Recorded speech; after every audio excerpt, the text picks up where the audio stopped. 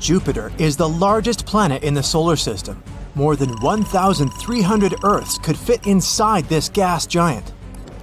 It's also 2.5 times more massive than all the other planets of the solar system combined.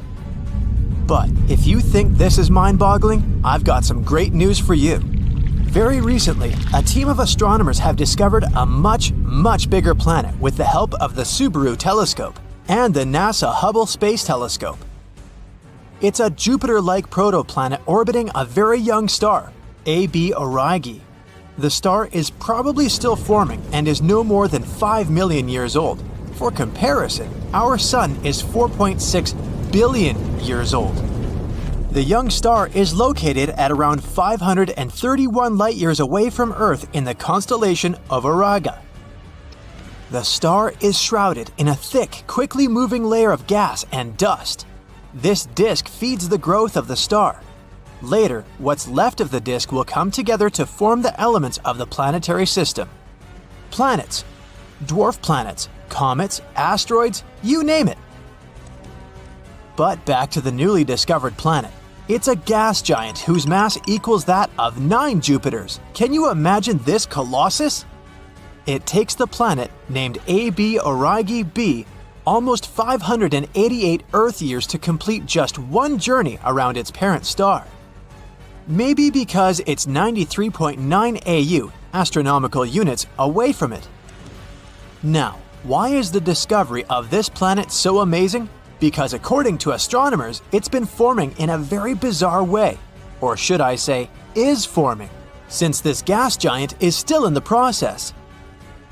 Anyway, the unusual thing is that AB Aurigae B is coming together as a result of a top-down gravitational collapse of giant clouds of gas.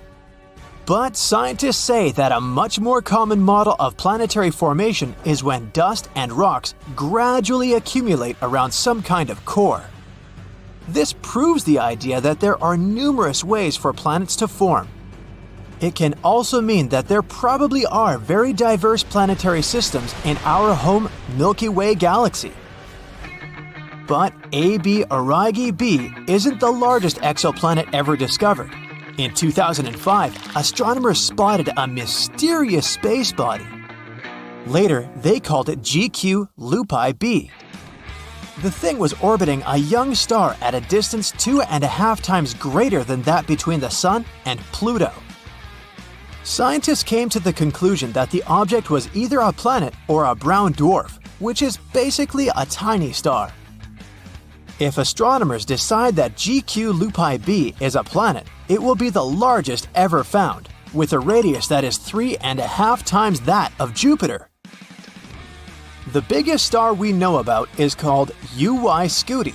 This hypergiant has a radius that is about 1,700 times greater than that of the Sun. If you somehow manage to place UY Scuti in the center of the solar system, its edges would stretch far beyond Jupiter's orbit. As for the dust and gas streaming from the star, all this would extend beyond the orbit of Pluto. That's 400 times the Sun-Earth distance. A black hole is a spot in space where the pull of gravity is so strong that even light can't escape it. But why is gravity so powerful there? Because matter is squeezed into a teeny tiny space. Supermassive black holes, which can be many millions of times the mass of the Sun, tend to lurk in the centers of galaxies. The most massive black hole astronomers have discovered so far is TON 618. Its mass is equal to that of 66 billion suns. It was the year 2010. With the help of the Fermi telescope, astronomers spotted something ginormous, something entering the Milky Way. Their discovery looked like massive blobs of matter that could only be observed in particular wavelengths of light. They were also about 25,000 light-years tall. Scientists think that the blobs, called Fermi bubbles, could be produced by our galaxy's central black hole. Space seems to be extremely deserted, but some places are even emptier than the rest, like supervoid in Eridanus. Astronomers noticed this huge region of empty space in 2004. The area stretches 1.8 billion light-years across. It's mysteriously devoid of gas, dust, stars, and even dark matter. A nebula is a massive cloud of gas and dust floating in space. Some nebulae form when a star is nearing the end of its life and throws out loads of gas and dust. Others appear in regions where new stars are forming. The largest nebula we know about is the Tarantula Nebula. In its longest span, it measures over 1,800 light-years. This nebula, also known as 30 Doradus, is located around 170,000 light-years away from Earth. Unlike its namesake, the tarantula isn't dangerous. Quite the opposite. It's a stellar nursery, which means it's a region where tons of young stars are born. Even cooler, it's the most active star-forming area in our entire galactic neighborhood. In 2021, the biggest ever comet we know about entered our solar system. It was 85 miles across, and its icy nucleus was 50 times greater than the nucleus of the previous record breaker.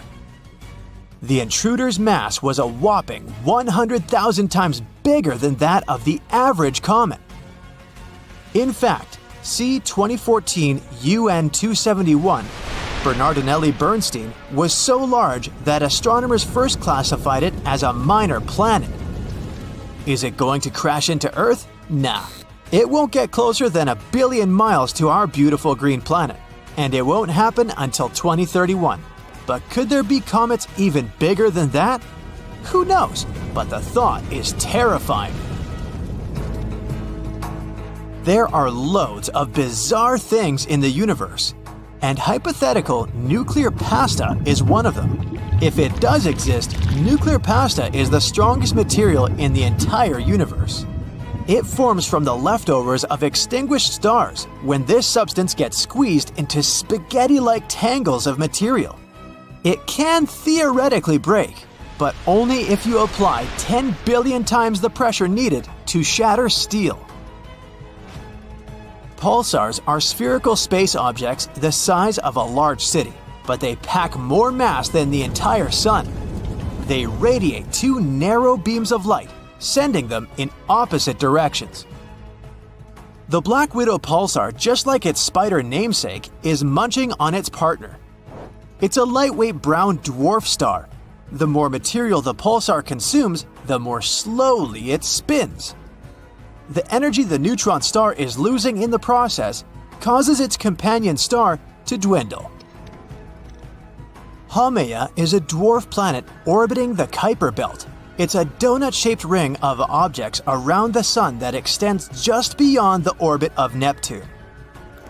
The mini-planet has a bizarre, elongated shape and 2 moons. The day on this planet lasts just 4 hours, which makes it the fastest-spinning large object in the solar system. But the most mysterious thing about Haumea is that the planet has a thin, 40-mile-wide ring circling it. What is it? Where did it come from? No one knows. Could be the result of a collision that happened in the distant past. The 18th brightest star in the night sky, Fomalhaut, is a terrifying sight. It's dubbed the Eye of Sauron because it looks like a ring of dust and debris circling it. It makes the star look like a giant eye staring into your soul. The intimidating star is more than twice the mass of the Sun. It's 25 light-years away from Earth, which isn't that far away considering distances in space. Look at this butterfly. Its wingspan is more than 3 light-years, and the structure inside this nebula is one of the most complicated ever observed. The nebula's central star, a white dwarf, is heated to an incredible 450,000 degrees Fahrenheit. It means it was formed from another gargantuan star, more than 5 times the size of the Sun. The white dwarf is surrounded by a thick disk of dust and gas at the equator. That's what probably makes the whole structure look like an hourglass or a butterfly. when astronomers started a project that was organized to create a detailed 3D map of our galaxy, they didn't expect to find anything surprising. But that's exactly what happened. Earlier in that year, Harvard scientist Dr. Anna Bonacca noticed a weird disturbance in our galaxy's stellar streams. A stellar stream is a line of stars that are moving together through galaxies. The stellar stream we're talking about is called GD1, and it's stretched in an impressive line across our sky. This stream used to be a cohesive line, stretched by the gravity of our galaxy. One day, Dr. Bonacca noticed a gap in it, and this gap had a strange, ragged edge. In fact, it looked like something terrifyingly huge recently plunged through the stellar stream. The sheer force of this object's gravity was so great that it managed to drag stars in its wake. The most shocking thing was that the telescopes simply failed to find the source of the damage. But then, what could this unseen bullet be? One theory suggests that the intruder is a stray star. But, according to Dr. Bonacca, the hole is way bigger than any existing star. It'd have to be 1,000,000 times more massive than our sun. Okay, so what if the hole in the Milky Way was torn by a supermassive black hole, like the one that dwells in the center of our galaxy? If these two black holes got too close, they wouldn't be able to escape each other's gravity. A collision might be inevitable. Then the stronger of the two holes would consume the weaker one, and one huge, super mighty black hole would appear. But people have yet to witness a collision of black holes. Plus, scientists can't predict the consequences of such a merge, even though they've simulated it on powerful computers. The only obvious fact is that it would produce incredible amounts of energy. Huge ripples would travel through the entire universe, bound to hit our planet eventually. Then again, two black holes in one galaxy might refuse to merge. Imagine this: a supermassive black hole hundreds of millions of times the mass of the Sun is spinning in the center of the Milky Way at a phenomenal speed. Another spinning black hole approaches ours. What do you think will happen? Right, one of the holes, most likely the intruder, will get kicked out and sent hurtling away like a frisbee flying through space. And who can guarantee that it wouldn't head toward the Earth? Luckily for us, there aren't any supermassive black holes in the vicinity, so this theory fails to explain the mysterious bullet hole phenomenon. Dr. Bonacca still doesn't rule out the possibility that the intruder is some kind of luminous, star-like object. After tearing a hole in the Milky Way, it could be hiding somewhere in the galaxy. But again, it seems highly unlikely because of the object's huge size. I mean, we're talking 30 to 65 light-years across. In any case, it's hard to predict where it would have ended up if it were a luminous object. The intruder could have been moving at an incredibly high speed and wouldn't have to be very massive to tear a hole in the stellar stream. Or it could have been moving more slowly, but be very heavy. But the astronomers don't know which option it was. That's why it's next to impossible to predict where it ended up. Buckle up, fellow space enthusiasts, because we're about to uncover the celestial secrets that have been unveiled this year. From giant stars to organic molecules, this year is going great for astronomers. So let's catch up on all the excitement you might have missed in 2023. First of all, we've discovered some real astral monsters. Imagine looking up at the night sky and seeing stars that are not just big, but absolutely enormous. Scientists have been using a special telescope called the James Webb Space Telescope to explore the early days of the universe.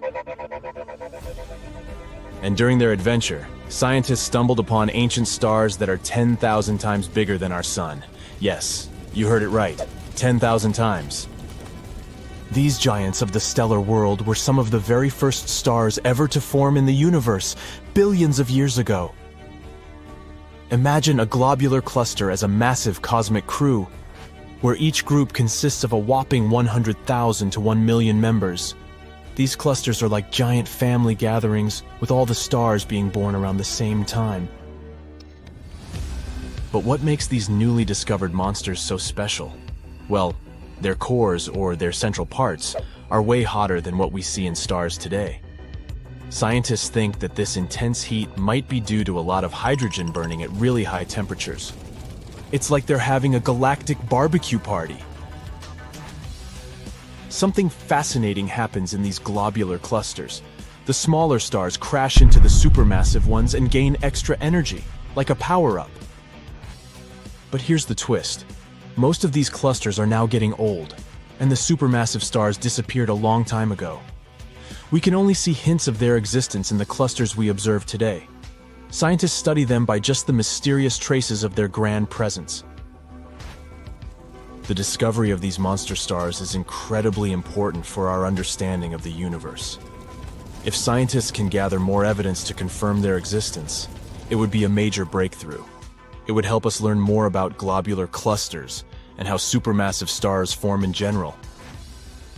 But that was only the first fascinating discovery of 2023. Although the next one is kinda sad. You know those beautiful rings that make Saturn look so fancy? Well, guess what? They might disappear in the not-so-distant future, astronomically speaking. NASA's Cassini mission, which explored Saturn from 2004 to 2017, gathered some fascinating data about the rings. During Cassini's grand finale, when it did some cool maneuvers between Saturn, scientists noticed something surprising. The rings were losing a lot of mass every second. Tons of it. That means this magnificent halo will only stick around for a few 100 million more years, at most. That may seem like a long time for humans, but in the grand scheme of the universe, it's just a blink of an eye.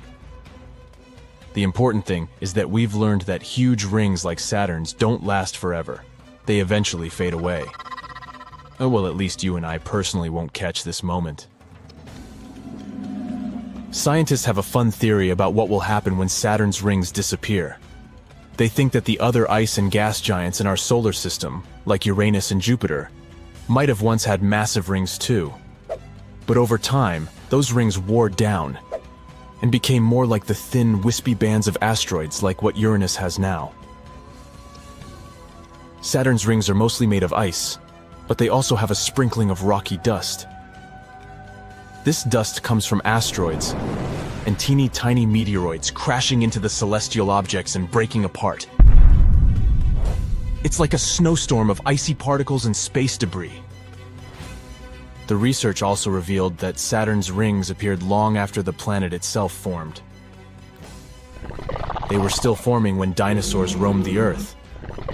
So, in terms of astronomical age, they're actually quite young, only a few 100 million years old. This discovery has got scientists all excited because it means something dramatic happened in Saturn's past to create this stunning icy disk. But this is a mystery waiting to be solved. Scientists want to figure out what exactly caused the rings to form and why they have such a breathtaking structure. Let's hope they'll figure it out. But moving on to something more optimistic, we have another exciting space news. Recently, scientists have been studying one of the most distant galaxies in the universe, and they found something amazing.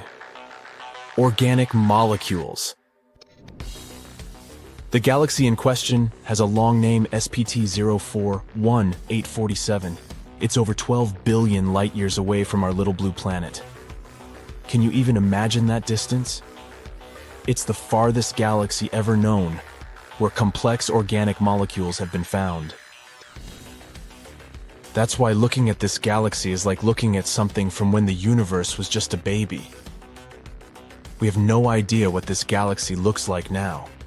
The light that has reached us is what it looked like when the universe was only 1.5 billion years old. Imagine being able to see things from so far in the past. So what they found is something with a very complicated name. A polycyclic aromatic hydrocarbon molecule, or simply PAH molecule. You might be wondering, what in the world is that? Well, guess what? You can actually find these molecules right here on our planet. They can be in things like the smoke from car engines or even forest fires. PAH molecules are made up of chains of carbon atoms. And here's the super cool part. They're considered the basic building blocks for life. Imagine that. Life's building blocks. Those tiny carbon chains being discovered in a galaxy that's so far away. That's like finding a needle in a haystack. They also found out that gas floating around in that galaxy is filled with heavy elements. That's a big deal because it suggests that many stars have come and gone there, creating all these amazing elements. This means that this galaxy can be potentially rich in many other elements too. This discovery opens up a world of possibilities and raises so many exciting questions. How did these molecules form in a galaxy so distant? And since we're looking into the past, what could have happened to these organic molecules during this time? Could they have evolved into life? We're only scratching the surface of the incredible things waiting to be uncovered. By the way, if it's so far, how did scientists even manage to discover something like that? Well, they had the instrument called the James Webb Space Telescope. This fancy telescope was recently launched and has superpowers when it comes to observing the universe. So when the scientists were studying this faraway galaxy, they had a little problem. The light coming from those distant objects was so faint that it was hard to see or detect. But guess what? They had a brilliant idea to solve this. They used something called gravitational lensing, which is like a special power of nature's magnifying glass. Imagine two galaxies lining up perfectly, just like in a photo shoot. The light from the faraway galaxy, the background one, travels towards us. But on its journey, it passes through the foreground galaxy, which is like a giant space lens. And guess what? The foreground galaxy's gravity bends the light, just like a magnifying glass, making it bigger and brighter. It's like having a cosmic zoom lens for our telescopes. This bending of light creates a super cool shape called an Einstein ring. It's like a halo, or a ring of light surrounding the foreground galaxy, basically a nature's way of showing off its magical powers. With gravitational lensing and these beautiful Einstein rings, scientists can see distant objects more clearly and learn amazing things about the universe. And thanks to all that, they managed to uncover the hidden chemical interactions from the early galaxies. Isn't that incredible? The scientists are beyond excited about this discovery. They never expected to find such complex organic molecules in a galaxy that's incredibly distant. Who knows? Maybe this is just the beginning of a thrilling cosmic journey. So, keep your eyes on the stars, fellow space explorers. The universe is full of surprises, and who knows what other mind-blowing discoveries await us out there. Let's hope we'll learn even more in the future. A recent study suggests the universe is similar to your brain, only at a much, much larger scale. The brain's neural network contains about 86 billion neurons. The observable universe has at least 100 billion galaxies. Both galaxies and neurons have a similar structure. It's a complex web of nodes linking up long thread-like fibers. But in each of these systems, the fibers make up a mere 30% of the total mass, and the remaining 70% are either water in the brain or dark energy in the universe. The ways that galaxies and webs of neurons connect with one another are surprisingly similar. In both cases, the process follows the same physical principles. At the same time, some researchers claim the resemblance between the brain and the universe is only superficial. Your mind perceives tiny details and joins them, and then it comes up with a conclusion that has nothing in common with reality, like the brain is a mini-universe. In billions of years, the universe is likely to expand so much that we won't be able to see any stars in the sky. To turn Earth into a black hole, you'd have to squeeze it until it was the size of a marble. And if you wanted the sun to become a black hole, you'd have to compress it until it's no more than 4 miles across. A starburst galaxy is a galaxy that's forming tons of new stars at breakneck speed. It usually happens after 2 galaxies merge into one. While Earth has only one natural satellite, Jupiter is surrounded by at least 79 moons. In the universe, there are not only dwarf planets, but also dwarf galaxies. They have from 1,000 to a few billion stars. For comparison, the Milky Way galaxy is made up of 250 to 400 billion stars. A supermassive black hole 250 million light-years away from Earth hums the deepest sound ever detected from any object in the universe. It's 1 quadrillion, which is 1 with 15 zeros, times deeper than what the human ear can hear. Planet Kelt 9b is 670 light-years away from Earth. It's an ultra-hot Jupiter. Those are giant, scorching hot planets with a mass similar to that of Jupiter. On Kelt 9b, the heat is so great on the day side of the planet, it tears molecules apart. Any liquid floating in outer space forms itself into a sphere. It also happens in low Earth orbit. Our home Milky Way galaxy is more than 105,000 light-years across. All the planets of the solar system would fit between Earth and the Moon with some space to spare. Black holes spaghettify things. It happens when something gets past the point of no return. Then the black hole's gravitational pull starts to stretch this object in one direction and squeeze in another. The first celestial body that astronomers identified as a spiral was the Whirlpool Galaxy. Its long arms are made of gas and stars, and everything is sprinkled with fine space dust. When you're on Earth, you can only see 5% of the universe. A star coming too close to a black hole can be torn apart by its gravitational force. WASP 12b is a giant planet 1,400 light-years away from Earth. It's made up mostly of gas.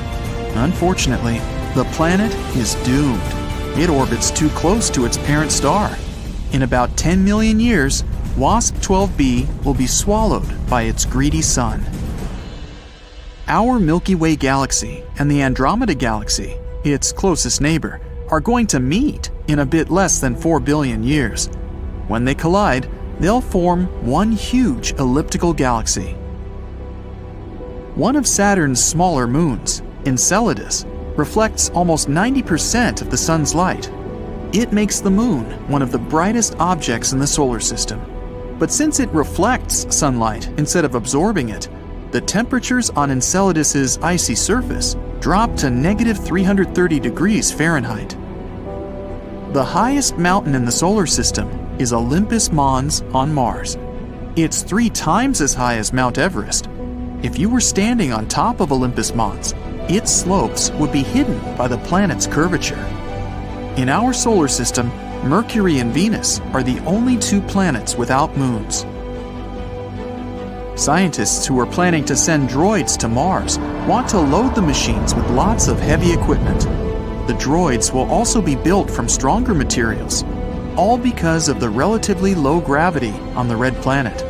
Everything on Mars is almost 3 times lighter than on Earth.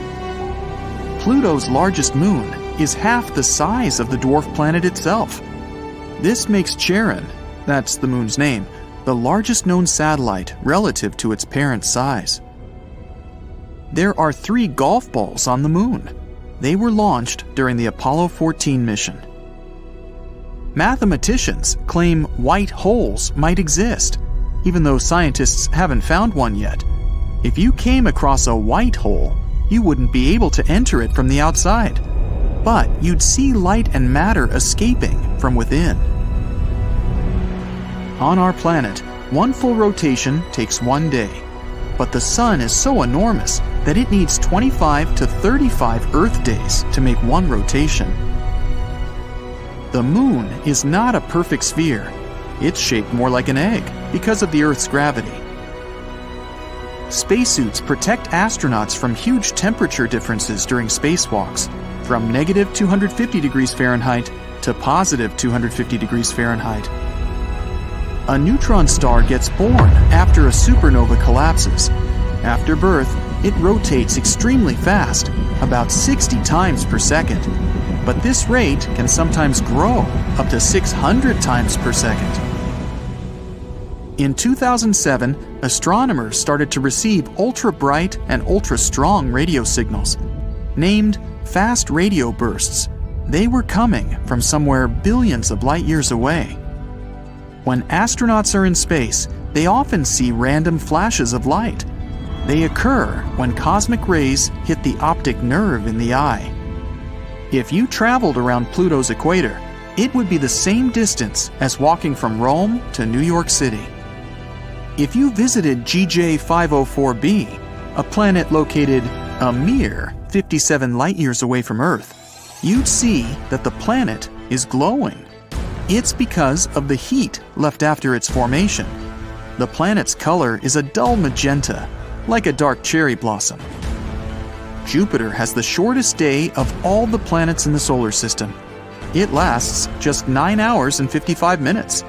Because of its fast rotation, Jupiter isn't a perfect sphere. It's a bit flattened. Venus has more volcanoes than any other planet in the solar system. There are at least 1,600 of them on the planet's surface, but most of them are extinct. Mercury has wrinkles. When its iron core was cooling, the planet's crust contracted. It made the surface of the planet uneven. Nuclear pasta found inside neutron stars is believed to be the strongest substance in the universe. These noodles of neutrons can be 10 billion times stronger than steel. Some astronomers believe black holes might have no event horizon, aka the point of no return. Instead, there might be the apparent horizon. It can only trap stuff for some time. Later, matter or energy escapes, but in a different form. Each Apollo mission needed 15 spacesuits. Each member of the 3-person main crew needed 3 suits. One was for training, the second for flight, and there was also a backup suit in case something went wrong with the flight suit. And each of the 3 members of the backup crew had 2 spacesuits, one for training and one for flight. Scientists believe Mercury might still have a partially molten core. It could explain why the planet has a magnetic field, even if it's just 1% as strong as Earth's. Dust storms on Mars are the most severe in the whole solar system. They can be raging for months on end. On planet Kepler 16b, which is 245 light-years away from Earth, not one, but 2 suns set over the horizon. The planet is as massive as our Saturn, but has a higher density. It takes 45 minutes to put on a spacesuit. After it's done, an astronaut needs another hour to adapt to new conditions. Earth-grazing fireballs are bright meteors that enter the Earth's atmosphere, but then leave it again. Triton, one of Neptune's moons, orbits the planet backward. It's the only big moon of any known planet to do so. Triton is also gradually getting closer to Neptune. Experts think that, eventually, the moon will be pulled apart by Neptune's gravity, and then it'll form a ring around the gas giant. Dwarf planet Haumea, which is further from Earth than Neptune, is truly bizarre. It's orbiting in the Kuiper Belt, a donut-shaped ring of ice objects circling the Sun. Haumea has 2 moons, a weirdly elongated shape, and a day that lasts 4 Earth hours. But the coolest thing, the dwarf planet is surrounded by incredibly thin rings. They're likely the result of an ancient collision. It takes Neptune almost 165 Earth years to make one full orbit around the Sun. In other words, since the gas giant was discovered in 1846, it's only circled the Sun once. How about a mysterious object that used to orbit between Mars and Jupiter? At one point in the early days of the solar system, it was destroyed by some catastrophic event. The space body is called Phaeton, and this planet is totally hypothetical. But some people believe that the debris the planet left behind could have formed the asteroid belt. If you like this kind of content, please give it a non-hypothetical like and subscribe. Your support is very important to us. Thank you. Now, at the start of the 19th century, people hadn't discovered the asteroid belt yet. But in 1801, one astronomer spotted the largest asteroid in our solar system, Ceres. At that time, it was believed that a planet was orbiting between Mars and Jupiter, and Ceres seemed to be a suitable candidate. But the next year, another astronomer discovered one more space object with a similar orbit. It was an asteroid that was later named Pallas. These discoveries made scientists conclude that these two objects could have been fragments of the very planet that had once been dwelling between Mars and Jupiter. The following discovery of two more asteroids, Juno and Vesta, seemed to confirm this idea. Only in the 20th century did the hypothetical planet get its name, Phaeton. It was actually a name taken from Greek mythology, meaning shining one. The hero with this name was the son of the sun deity, Helios, who rode his solar chariot across the sky every day, giving humans the heat and light necessary for survival. One day, Helios allowed Phaeton to drive his chariot. But the sun didn't manage to control the horses. Everything went wrong, and Earth was about to burn down. That's why the main deity, Zeus, had to stop Phaeton with a thunderbolt. The idea of the asteroid belt being the sad result of the planet's destruction was called the disruption theory. And of course, there were several ideas explaining the planet's tragic fate. The most obvious one is that Phaeton was hit by a large space object. It could be another hypothetical body called Nemesis. Some people believe that it's our sun's companion star. According to this theory, the sun has a small companion star that has an extremely elliptical orbit. This orbit periodically brings it close to the Oort cloud, a large sphere of icy objects surrounding the sun. This, in turn, causes a lot of mess.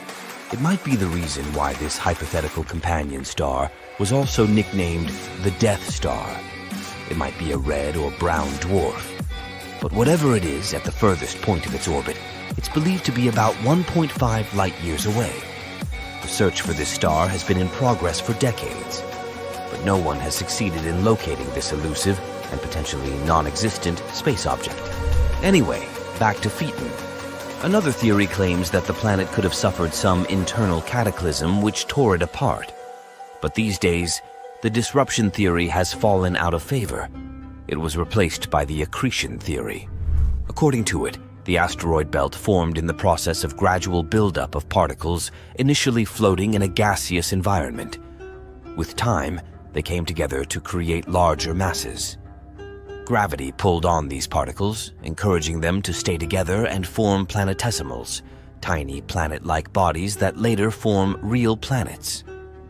Planetesimals kept colliding with one another, eventually developing into protoplanets. Such protoplanets grow until they form planetary bodies. As the mass of objects increases, the gravitational forces acting between particles become stronger too, continuing to build gas, dust, and ice within the nebular disk. It all has a snowball effect where the increase in mass results in more particles getting involved in the process. Eventually, there's no building material left, and large space objects float in the darkness of space. Now, many experts think that the asteroid belt is the remains of the protoplanetary disk which had once been orbiting the sun before the planets formed. Unfortunately, it never had a chance to coalesce into a planet because Jupiter's gravitational effect prevented it from happening. In any case, even though Phaeton's was a good story, it's not popular anymore. Imagine a being so powerful it can suck in entire galaxies, so mysterious it's invisible to the naked eye, and so impressive it bends the very fabric of space and time to its will.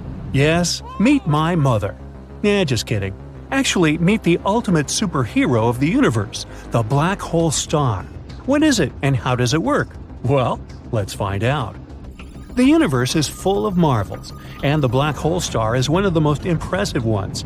It's a supermassive force that can bend the laws of physics and a true enigma for scientists to unravel. No wonder science fiction writers find them so captivating. A black hole star, also known as a quasi-star, is a hypothetical type of extremely massive and luminous star that may have existed early in the history of the galaxy. They're predicted to be as luminous as a small galaxy. But unlike modern stars, they weren't powered by nuclear fusion in their cores. A quasi-star's energy would come from material falling into a black hole at its core. And yes, just like a normal black hole, these stars have the power to suck in anything and everything that gets too close, including stars, dust, and even entire galaxies. But how is it possible that the star is born from a black hole? And what's more, how do they continue to coexist together? Well, first let's discuss how black holes are born in general. It all starts with a supermassive star, one that is at least a few times more massive than our own Sun. This giant of a star burns bright and hot, shining with the light of a million suns. But eventually, it runs out of fuel and its fate is sealed. As its lifespan comes to an end, it makes one final massive boom, a blast so powerful it can outshine an entire galaxy. This blast is called supernova. During this boom, the outer layers of the star fly away, while the core gets squished together by its own gravity. If the squished core is heavy enough, it can keep squishing until it becomes a black hole. And just like that, a black hole is born. Don't even try to put diapers on this thing. Now, this cosmic monster baby can continue to grow by swallowing up anything that comes too close, including stars, dust, and even entire galaxies. This is basically what's happening now in our universe with supermassive stars. But what about quasi-stars? The formation of a quasi-star could only happen early in the development of the universe, before hydrogen and helium were contaminated by heavier elements. And because of that, quasi-stars have one important feature. They are gigantic, so enormous that it's literally impossible to imagine. They may have been dwarfing even the largest known modern stars, like VY Canis Majoris and Stephenson 218. No wonder they're so scary. They were born from protostars, one of the first stars in the universe, the great-great-grandfathers of, everything. So now, imagine a protostar so massive that its core collapses into a black hole, just like we described before. But the key difference is that in a regular supernova, the outer layers of the star are blown away by the energy released during the boom. Meanwhile, in a quasi-star, these outer layers are massive enough to absorb the energy without being blown away. What do we get in the end? A star with a black hole in its core that weighs from 1,000 to 10,000 solar masses. This quasi-star is about 14,000 times bigger than our Sun, which makes them bigger than any star we know today. These celestial titans have some pretty crazy properties. Once a black hole is formed at the center of a giant protostar, it starts to give off a ton of energy. This energy helps to balance out the force of gravity, making it kind of a giant fusion-based star. They would be so bright that each one would look like a small galaxy. Quasi-stars would have a pretty short lifespan, around 7 million years. Just for comparison, our Sun is about 4.5 billion years old, and it's only halfway through its lifetime.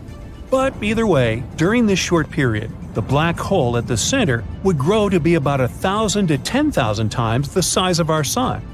Quasi-stars are also thought to be super hot, with temperatures reaching over 17,500 degrees. But as a quasi-star gets older, it starts to cool down, and its outer layers become see-through. Eventually, it cools down to a temperature of 6,740 degrees, and at that point, it's curtains for the quasi-star. It can't survive at that temperature, so it just dissipates, leaving behind an intermediate mass black hole. Unfortunately, right now, there's no observational evidence for the existence of quasi-stars. This is because they're thought to have only existed a very, very long time ago. They may have been very massive population 3 stars, which are extremely rare and difficult to detect. It's also very unlikely that any of them would still exist today because of their super short lifespan, only 7 million years. So why do scientists believe that quasi-stars could have existed? Because they're looking for ways to explain how supermassive black holes formed so early in the history of the universe. They're found at the center of most galaxies. But how could these monsters have formed so quickly? After all, it takes a really long time for small black holes to grow into supermassive ones. This is where the idea of quasi-stars come in. These stars aren't just destructive forces of nature, they're like the black belts in the martial art of gravity. They can bend and twist anything to its will. That's why these stars, if they really existed, had to play a crucial role in the evolution of galaxies. They must have been instrumental in shaping the universe as we know it. So, those intermediate-sized black holes that they left behind could eventually turn into supermassive black holes in the center of galaxies. But we're still yet to solve this cosmic mystery. Detection and study of black hole stars is like trying to find a needle in a haystack. Only instead of a needle, it's an invisible and mysterious object. And instead of a haystack, it's the vast expanse of space. But with the help of some pretty cool technology and a lot of brainpower, scientists are getting closer to uncovering the secrets of these celestial giants. Here are some things that can help us in this research. First of all, gravitational waves. They're like ripples in the fabric of space-time, caused by the movement of massive objects. Albert Einstein predicted them way back in the 20th century, but they were finally detected only in 2015. We caught them by observing the collision of two black holes. This discovery confirmed that black holes can merge and that they're a powerful source of gravitational waves. Scientists think that by studying these waves, they can learn more about how black holes form and grow. We can also try to detect quasi-stars by observing the effects of their gravity on nearby objects. It's like trying to spot a criminal by their fingerprints. For example, if a black hole is located near a star, scientists can observe the star's light being distorted as it's pulled toward the black hole. And of course, we can use our technologies, such as X-ray, infrared, and radio telescopes. This allows us to study black holes in various ways and at different stages of their lives. In other words, scientists are working hard to uncover the secrets of these celestial giants. We develop new telescopes, search for primordial black holes, and try to understand the connection between black hole stars and dark matter. And we're making some pretty incredible discoveries, just like with gravitational waves. All these things will bring us closer to uncovering the secrets of quasi-stars. And when we find out the truth about them, it will become a new page in our scientific history. Uh-oh, hurricane alert! Everyone's hiding! The speed of the wind outside is more than 75 miles per hour. Seems like a lot, but this storm is moving at 400 miles per hour. Wait, do such speeds exist? Yep, but to see a storm that fast, you'll have to travel to Jupiter. So let the journey begin. The planet is huge. Almost 1,300 Earths could fit into this gas giant. It's also incredibly hot, with the temperatures reaching about 43,000 degrees Fahrenheit at the planet's core. Unfortunately, you can't land on Jupiter's surface because, well, being a gas giant, it doesn't have any solid surface. But you can go deeper into Jupiter's atmosphere. Look at these thick brown, yellow, red, and white clouds passing by. They're what make the planet look colorful and kind of striped.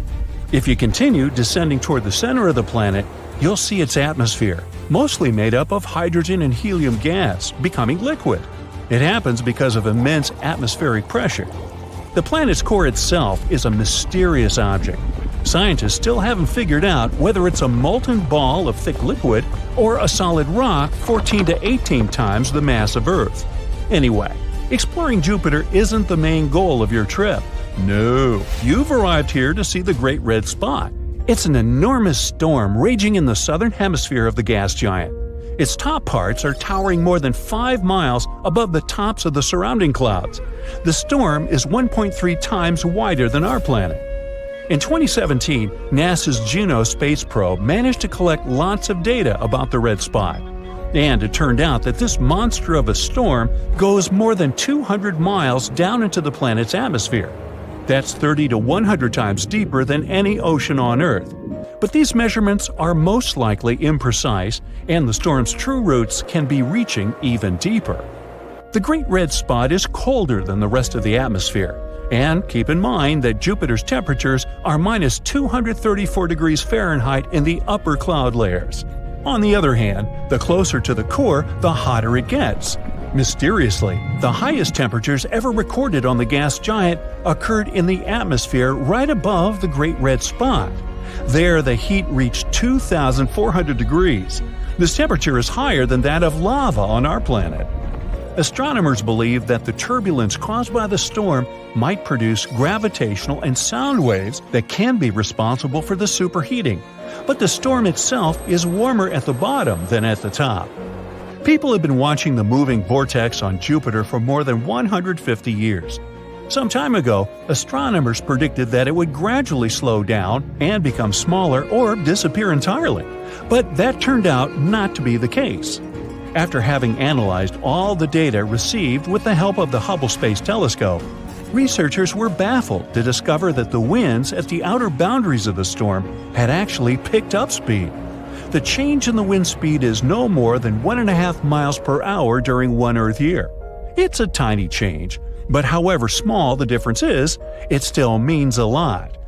The wind speed at the edges of the storm can reach a mind-boggling 400 miles per hour. That's faster than Earth's tornadoes. At the same time, if you found yourself at the center of the Great Red Spot, you wouldn't be too impressed. The winds there move way more slowly. Scientists faced lots of challenges when they were trying to understand the mystery that was the Great Red Spot. It's unclear what fuels the storm. Can it be the nature of the storm's home planet? Since it's a gas giant, Jupiter doesn't have any solid ground, so there's no friction, which might be the only thing that could make the storm weaken. The hot gases in the planet's atmosphere are always moving, rising, falling, swirling, just like on our home planet, where cooler and warmer air mix and merge into one another, forming giant circling storms. Astronomers think that once, several enormous storms could have come together and created the Great Red Spot. And now, it keeps going by constantly drawing cool gases from below and hot gases from above. Plus, the storm might be absorbing other smaller vortices. This makes the Great Red Spot even more powerful. Unfortunately, thick clouds on Jupiter don't allow astronomers to see what's going on in the planet's lower atmosphere. Scientists have been speculating on what may hide beneath the Great Red Spot for decades. Is it a massive volcano? Unlikely.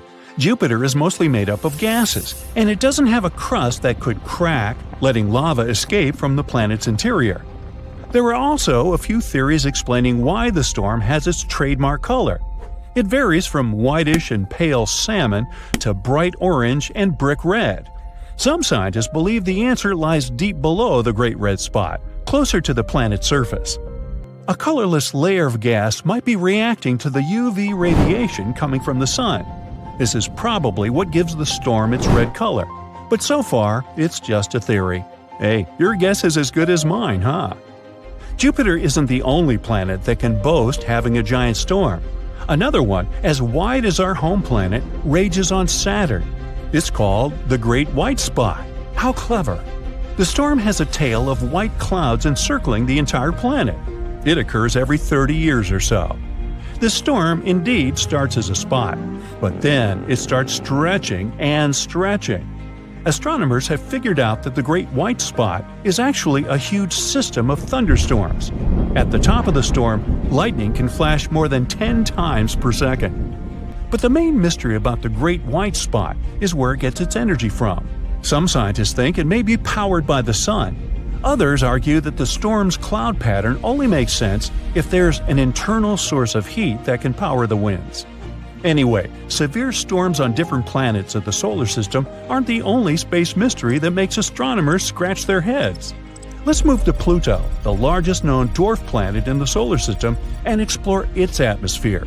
It rises really high above the surface of the planet and has more than 20 layers, all of them freezing cold and extremely condensed. By the way, our moon also has some sort of an atmosphere. Called an exosphere, it consists of helium, neon, and argon. It's 10 trillion times less dense than Earth's atmosphere. While traveling through space, watch out for black holes. Woo! A black hole is a place where gravity is so strong that even light can't get out. But black holes can sometimes behave like a massive galactic volcano. From time to time, they flare up. Sounds like me. But instead of spewing lava, they produce enormous amounts of energy, and this phenomenon leaves gaping holes in the surrounding material and gas. A short while ago, scientists discovered one of the largest craters in the universe. Radio and X-ray telescopes detected a supermassive black hole that threw a temper tantrum many years ago. It happened in a galaxy cluster about 390 million light-years away from Earth. The crater this event left behind could fit 15 Milky Way galaxies. Yeah, I can't get my head around that either. During your space voyage, think twice before landing on unknown planets. Otherwise, you may end up in a place like K2 141b. That's a planet outside of our solar system. At first glance, it's not that different from Earth. It has liquid oceans that evaporate, form clouds, condense, and get back to the surface as rain. But instead of water, it rains rocks. The surface of this exoplanet is covered with lava seas dozens of miles deep. The temperatures on the K2 141b reach 5,000 degrees during the day. That's toasty enough for the magma in the oceans to vaporize into the atmosphere. Then, supersonic winds, which can move at the speed of 1 mile per second, carry this rock vapor into the planet's night side. The vaporized magma cools down, becomes liquid again, and falls as a rocky rain. Not a vacation spot. Too hot. I'll pass. So, we might be getting closer to finding a massive icy planet beyond Neptune's orbit. Sorry Pluto, still not you. Recently, some universe mapping using data from a telescope in Hawaii eliminated about 78% of the possible locations for this mysterious Waldo from space. Some people call it Planet 9, while others prefer Planet X. Either way, it's been causing controversy since its existence was first proposed, and that is mainly because no study so far can answer the big question: does it really exist? If discovered, Planet 9 would rank as the 5th largest planet in our solar system, with a mass 10 times that of Earth. It's also theorized to be gaseous, like Uranus. The initial study on Planet 9, dating back to 2016, suggests that this colossal new planet orbits the Sun 29 times farther out than Neptune, which sits at about 2.8 billion miles. As a result, the Planet 9 would take between 10,000 and 20,000 years to complete a single orbit around the Sun. If confirmed, this yet-to-be-understood world would dominate a region larger than any other known planet in our cosmic neighborhood. These are all intriguing hypotheses, but without a single piece of evidence or observation to back them up. Before dismissing this as a wild guess, it is important to note that these researchers relied on complex mathematical modeling and computer simulations to speculate about the planet's characteristics, because that's what they do. The hypothetical presence of this planet would explain various mysterious features located beyond Neptune. We are specifically talking about the Kuiper Belt, a huge donut-shaped region filled with icy debris left over from the formation of the solar system, including comets and dwarf planets like Pluto. What happens is that the 6 farthest objects in the Kuiper Belt exhibit elliptical orbits that are all oriented in a similar direction within physical space and tilted approximately 30 degrees downward relative to the orbital plane of our 8 known planets. What's strange here is that, despite their distinct orbital velocities around the solar system, they maintain this alignment. The likelihood of such alignment occurring randomly is extremely low, around 0.007%. So, here comes Planet 9, a hypothetical massive celestial body that offers a plausible explanation for this strange phenomenon, potentially exerting gravitational influence to shape these orbits. The initial theory didn't hold up for long, facing accusations of observational bias and calculation errors. Then, in 2017, another study popped up, sparking back the idea that maybe Planet 9 is out there after all. This time, Spanish astronomers tried a novel approach, focusing on observing extreme trans-Neptunian objects. These celestial bodies orbit the Sun in highly stretched elliptical paths, with average distances exceeding 13 billion miles. The research suggests that the distances between these objects' nodes and the Sun might provide clues to Planet 9's location. You see, these nodes are the points where a celestial body's orbit intersects the solar system's plane. When these objects reach these points, they're more likely to interact with other solar system bodies, potentially causing significant changes in their orbits or even collisions. So, if the trajectory of these extreme trans-Neptunian objects remains stable, everything's fine. But if it's not, well, that's a sign that something else, something big, is messing with their path. And that's exactly what the research found. There is something unseen out there, throwing these objects off course. And that something could be a planet, chilling at a distance between 300 to 400 times farther from the Sun than Earth. To this day, the study of the extreme trans-Neptunian objects is the strongest evidence we've got for Planet 9's existence. And if you're still not convinced by this theory, know that strange motions like these have led to planetary discoveries before. Neptune, for instance, was spotted because Uranus's motion didn't quite agree with the predictions of Newtonian gravity. But the deflection of its orbit could be explained if it was caused by a pull of an undiscovered planet. And just like that, we discovered Neptune. Now, the year is 2021, and there's all this buzz about Planet 9 again. After correcting some old guesses, studies are now leaning towards the idea that this mystery world follows an epic loop around the Sun every 7,000 years. That is massive news, because it means this planet might be closer than we ever thought, making it easier for our telescopes to spot it.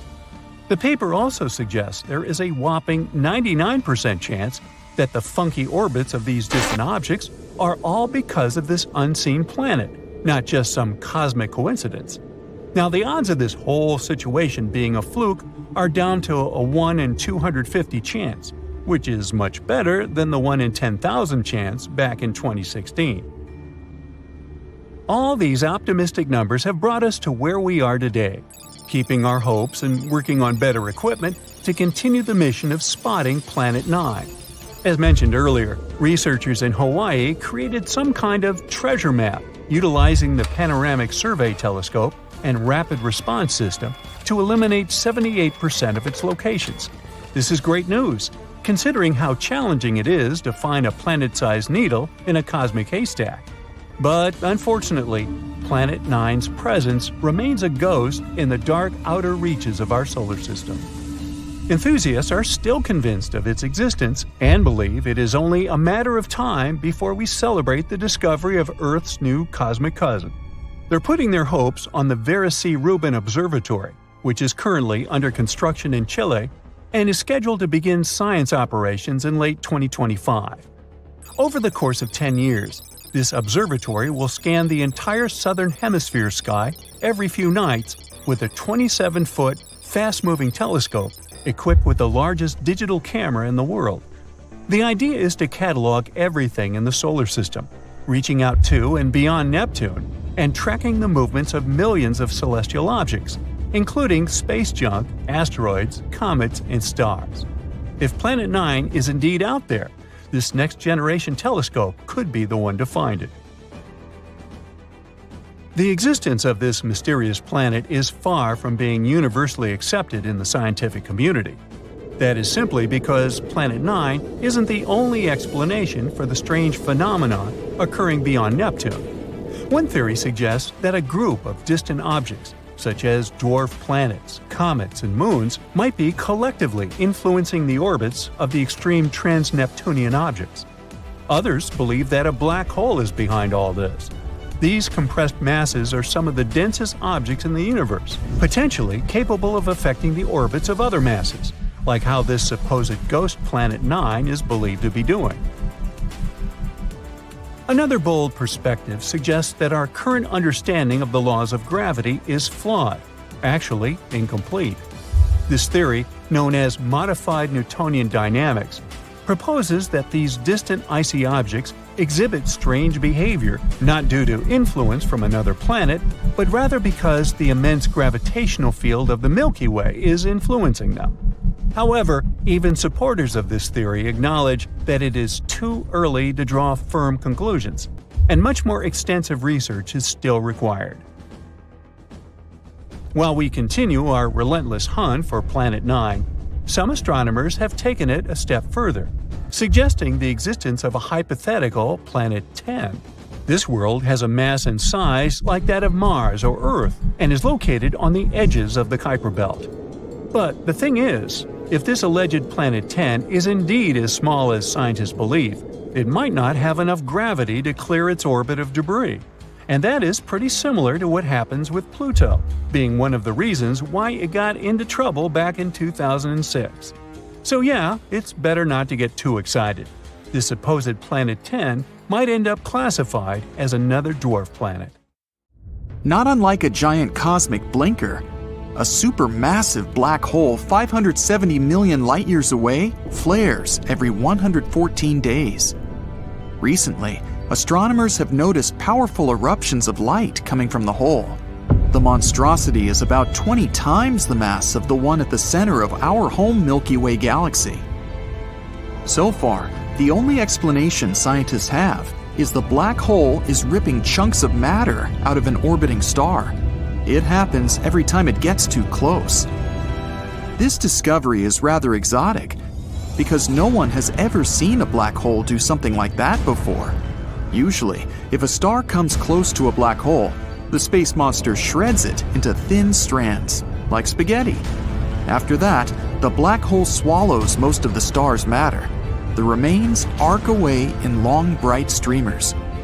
But not in this case.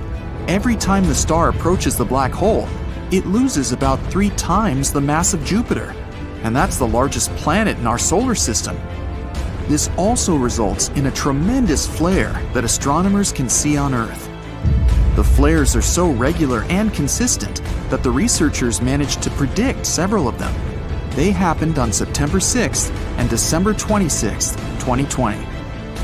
A nebula is a cloud of dust and gas in outer space.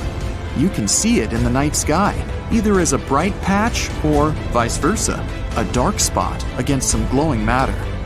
The Red Rectangle Nebula in the constellation Monoceros, or the Unicorn, is unlike others. Our universe has very few straight lines, and here you are, looking at a giant rectangle, which is a huge gaseous nebula, no less. And then, there's also the color, a bizarre shade of orange-red. Astronomers suppose the glow might be coming from some unusual activity inside the dust clusters.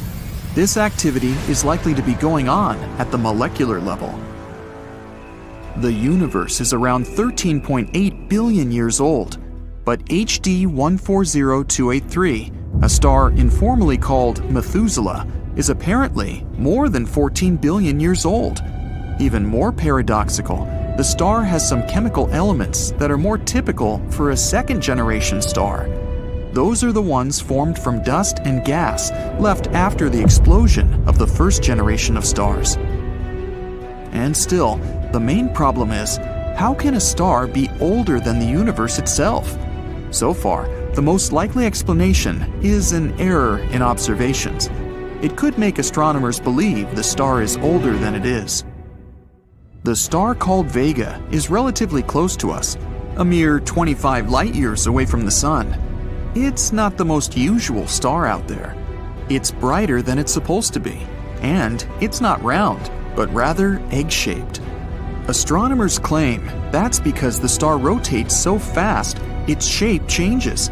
See for yourself. It takes the Sun 27 days to make a rotation, and Vega needs only 12.5 hours to turn on its axis. This speed also influences the temperatures on the star's surface. Its poles are several thousand degrees hotter than the equator. There's a supermassive black hole 250 million light-years away from Earth. It produces the deepest sound ever detected from any object in the universe. It's 1 quadrillion, which is 1 with 15 zeros, times deeper than what the human ear can hear. The Fermi bubbles confuse astronomers to no end. It's not every day that our home galaxy blows bubbles that are hotter than 7 million degrees Fahrenheit. Coming from the center of the Milky Way galaxy, the spheres are made up of nothing but powerful gamma rays. It would be a bit less strange should one bubble stay inside the other, with both of them at the center of the galaxy's core. But the two giant spheres hover independently above and below the black hole at the center of the Milky Way. Even more bizarre, they touch and form an hourglass shape. It makes the entire structure look like the number 8. The bubbles themselves are well defined and slightly sharp-edged. They're also breathtakingly enormous, spanning a total length of 50,000 light-years. Scientists have yet to crack several mysteries connected with the Fermi bubbles, like what can produce such extreme energy? It's as powerful as 100,000 exploding supernovae. Or what's with the off-center nature of the bubbles? Something must be going on there, even though it seems that the bubbles surround nothingness. K2-141b, a planet outside of our solar system, seems to be not that different from Earth. If you visited it, you'd see liquid oceans evaporating into the atmosphere. Just like on our home planet, the vapor then condenses and gets back to the surface as rain. But instead of water, all this happens with rock. The surface of the unusual exoplanet is covered with lava seas. In most places, they're tens of miles deep. And since the temperatures on the planet reach 5,000 degrees Fahrenheit during the day, the magma in the oceans vaporizes into the atmosphere. After that, supersonic winds, moving at a speed of 1 mile per second, carry the rock vapor to the planet's night side. There, the vaporized magma cools down, becomes liquid again, and falls to the surface as rocky rain. Faraway Neptune-sized exoplanet Gliese 436b is a paradox. It's made of scorching hot ice. The planet completes one full orbit around the red dwarf Gliese 436 in 2 days, 15 hours, which means it travels remarkably close to its parent star. That might be the reason why the planet's temperatures rarely drop below 800 degrees Fahrenheit. But the strangest thing? The planet has huge volumes of water ice, known as Ice X. It remains solid despite blistering temperatures. Neutrinos are teeny, almost massless particles that can move at nearly the speed of light. They can easily pass even through metals and travel miles and miles without anything to stop them. You can be sure that some neutrinos are passing through your body right now while you're watching this video. These elusive subatomic particles get born in supernova explosions and in nuclear reactions inside stars. About 4,000 light-years away from Earth, in the constellation of Serpens, there's a bizarre planet. Astronomers think it could once be the core of a massive star, long gone now. 5 times the size of Earth, it seems to be one enormous diamond. The planet is denser than any other discovered so far and is made up of mostly carbon. It's so dense that astronomers think this carbon might be crystalline. It means that at least some part of the planet is diamond. Most stars move around the center of their galaxies following fixed orbits, but not HE 0437-5439. This 30-million-year-old star that appeared not far from the center of the Milky Way decided to set off on a journey. Astronomers think the star might have come across the supermassive black hole Sagittarius A star, and the space monster might have pushed the star out of the galaxy. It's now traveling through the Milky Way's outer halo, moving right into interstellar space at a speed of 1,600,000 miles per hour. Stellar halos surround galaxies and are home to stars and star clusters. This discovery turned out to be extremely confusing. Such short-lived massive stars, because tens or even hundreds of millions of years is a very young age for a star, aren't usually found in the halo. There, you can only encounter the oldest stars in our galaxy, those that are at least 10 billion years old. When disastrous magnetic field collisions occur at the sun's equator, they cause ginormous tsunamis of plasma. These tsunamis move across the star's surface at a speed of 1,000 feet per second. Such a tsunami can last for weeks at a time. They happen almost every decade. More than 7,000 light-years away from Earth, there is the Eagle Nebula. It's a young cluster of stars, just 5.5 million years old.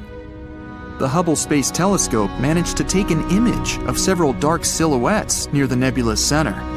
Those are the so-called pillars of creation, towering tendrils of interstellar gas and dust.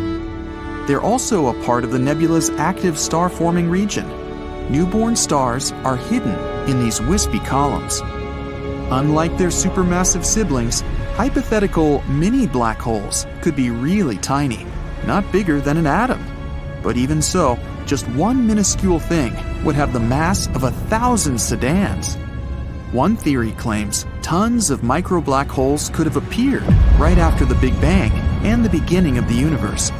Some scientists even go as far as to say that several mini black holes pass through our planet every day, totally unnoticed. Scientists think white holes might exist, even though none has been found yet. When some space object comes across a white hole, it can't enter it from the outside, but light and matter can escape from within the hole. A 40-year-long study has led astronomers to conclude that there's something seriously weird about Jupiter. The largest planet in the solar system doesn't seem to have seasons. The measurements have been taken both by spacecraft and ground-based telescopes. They showed bizarre weather patterns on the gas giant. For example, cold and hot periods throughout the year, which equal 12 Earth years. And at the same time, Jupiter doesn't go through seasonal changes like our planet. On Earth, weather changes between winter, spring, summer, and fall because of the tilt of our planet's axis toward the plane in which it orbits the Sun. This tilt, which is 23 degrees, allows different parts of the globe to receive different amounts of sunlight throughout the year. But Jupiter's axis is tilted toward its orbital plane by a mere 3 degrees. It means that the amount of sunlight that reaches different parts of the planet's surface throughout its long year hardly changes. But the new study has found that there are still certain temperature swings that take place all over the gas giant's cloud-covered globe. Astronomers claim they've solved one part of this puzzle. They've found some hints that such unseasonal seasons might have something to do with teleconnection. This phenomenon describes periodic atmospheric changes in seemingly unconnected parts of the globe, which can lie thousands of miles apart. Scientists have observed teleconnection in the atmosphere of our planet too. One of the most famous examples is known as the Southern Oscillation. That's when changes in the trade winds of the western Pacific Ocean correspond with changes in rainfall across large territories of North America. As for Jupiter, when temperatures rise in specific regions of the planet's northern hemisphere, the same latitudes in the southern hemisphere cool off. Further research also revealed that when temperatures rise in the upper layer of Jupiter's atmosphere, called the stratosphere, it gets colder in the troposphere. This is the lowest atmospheric layer where weather events, such as Jupiter's powerful storms, occur. Researchers hope that by measuring all these temperature changes, they will eventually be able to make a more or less precise weather forecast for Jupiter. Maybe in the future, they will even be able to extend this to other gas giants to see if they have similar patterns. But this isn't the only mystery the gas giant can boast. Let's have a look at some other, no less intriguing puzzles. For example, a 2018 study that found that Jupiter had a delayed growth spurt. You might have heard that the most popular theory about the beginning of the solar system says that, at first, the Sun was orbited by a dust-filled gas cloud. Some time passed, and tiny pieces gathered together into lumps, which later formed planets. But Jupiter was the odd kid. It started off well. The gas giant was gathering around small clumps of matter for 1 million years or so. But once it grew to be as massive as 20 Earths, its development suddenly stopped. It could have happened after bizarre zones appeared in space. They emitted so much heat and energy that gas molecules struggled to merge with young Jupiter. This period continued for 2 million years. During this time, Jupiter only grew to 50 times the mass of Earth. But once this stage finished, the planet continued to gobble down gas like before, and soon it swelled to its current mass, about 300 Earths. Jupiter's most famous feature is the Great Red Spot, a giant storm raging in the atmosphere of the planet and capable of engulfing 2 Earths. But few people know about the Great Cold Spot. It was spotted only recently when astronomers were checking data received by an observatory in Chile. It's believed that Jupiter's auroras spawn this unusual patch, which is around 400 degrees Fahrenheit colder than the surrounding areas. These auroras are ancient. It makes the spot thousands of years old. And unlike the Great Red Spot, it's not stable. It keeps shape-shifting, and sometimes it almost disappears. But it always returns to the upper atmosphere. Usually it happens after a powerful auroral display. Now, storms are no stranger to Jupiter's atmosphere. But where there are storms, there is lightning, right? Yeah, but the bolts of lightning on Jupiter turned out to be very strange. They release radio waves, which is not strange, but for decades, every spacecraft visiting the gas giant managed to record something bizarre. You see, Jupiter's lightning only signaled in the low-frequency range, and no theory could explain why, since lightning on Earth emits radio waves from low to very high frequencies. Finally, in 2018, the Juno space probe solved this mystery. Apparently, the problem was not with the gas giant, but with our technologies. Unlike previous spaceships, Juno had extremely sensitive equipment, and it came very close to Jupiter, so it did record both megahertz and even gigahertz strikes. But even Juno confirmed that lightning on Jupiter was totally different from lightning on Earth. On our planet, lightning avoids the poles. It prefers to zap the equator. Meanwhile, the gas giant's equatorial zone sees no lightning. It lights up the planet's poles, and its peak frequency is 4 bolts per second. In 2017, when astronomers were searching for the theoretical Planet X, they noticed that some object outside the solar system was tugging at objects within. Thinking it could be what they had been looking for, they turned a powerful telescope in that direction. Coincidentally, that patch of sky contained Jupiter. And even though the researchers didn't find Planet X, they noticed 10 previously unknown moons orbiting the gas giant. This brought the number of the planet's satellite to a total of 79. But the coolest thing was that one of the newly discovered moons was very unusual. The thing is, Jupiter's moons move in packs, so 2 of the new satellites were spinning with a group that rotated in the same direction as the gas giant, and the rest was in a cluster spinning against the planet's rotation. As for our weird guy, it was inside the second group but spinning with Jupiter. Unfortunately, it means that the moon will most likely have a short lifespan. An anti-retrograde moon within a retrograde cluster won't be able to avoid a collision. Look at Jupiter's beautiful patterns. Look at these swirls and stripes.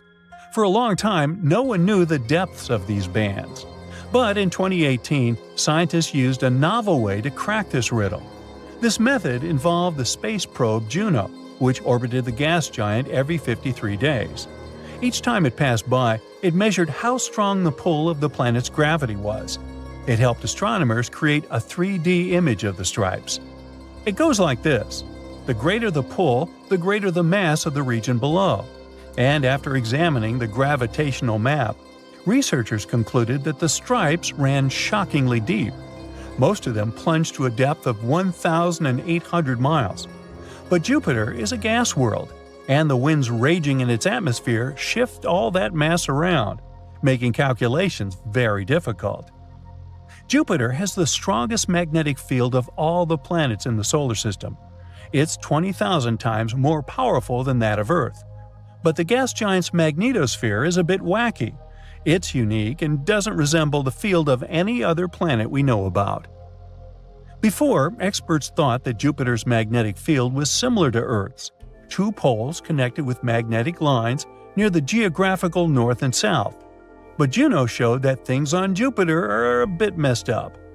The magnetic south pole is pretty well behaved, but the north pole is a different story. Intensely magnetic ribbons and chaotic pieces of field, some of them without even positive or negative counterparts. Plus, there seems to be another south pole. It might be that Jupiter's hydrogen ocean generates the magnetic field of the planet. And if scientists manage to solve the mystery of Jupiter's magnetosphere, they might also find out what's happening inside the gas giant. But first, they need to understand the bizarre behavior of the planet's poles. You take a giant straw and begin to inflate Saturn. It's getting bigger and bigger and bigger. That's enough. Now let's add some giant rings. That's it. This is Super Saturn, also called Saturn on steroids. It's a real object that scientists discovered in 2012, a planet named J1407b. And astronomers are still not sure what it really is. It could be a gas giant, like Jupiter or Saturn in our solar system. Then there would be no solid surface there. And if you wanted to set foot on that planet, you just fall through it, all the way to the core. But it could also be a brown dwarf. That's something between a large planet and a full-fledged star. Such objects have to be heavy enough to start thermonuclear reactions, like those going on inside stars. But the power of these reactions is too weak for brown dwarfs to glow and emit heat. To imagine the size and weight of J1407b, let's look at our Earth. If you put our planet on a scale, it'll show 6 and another 21 zeros tons.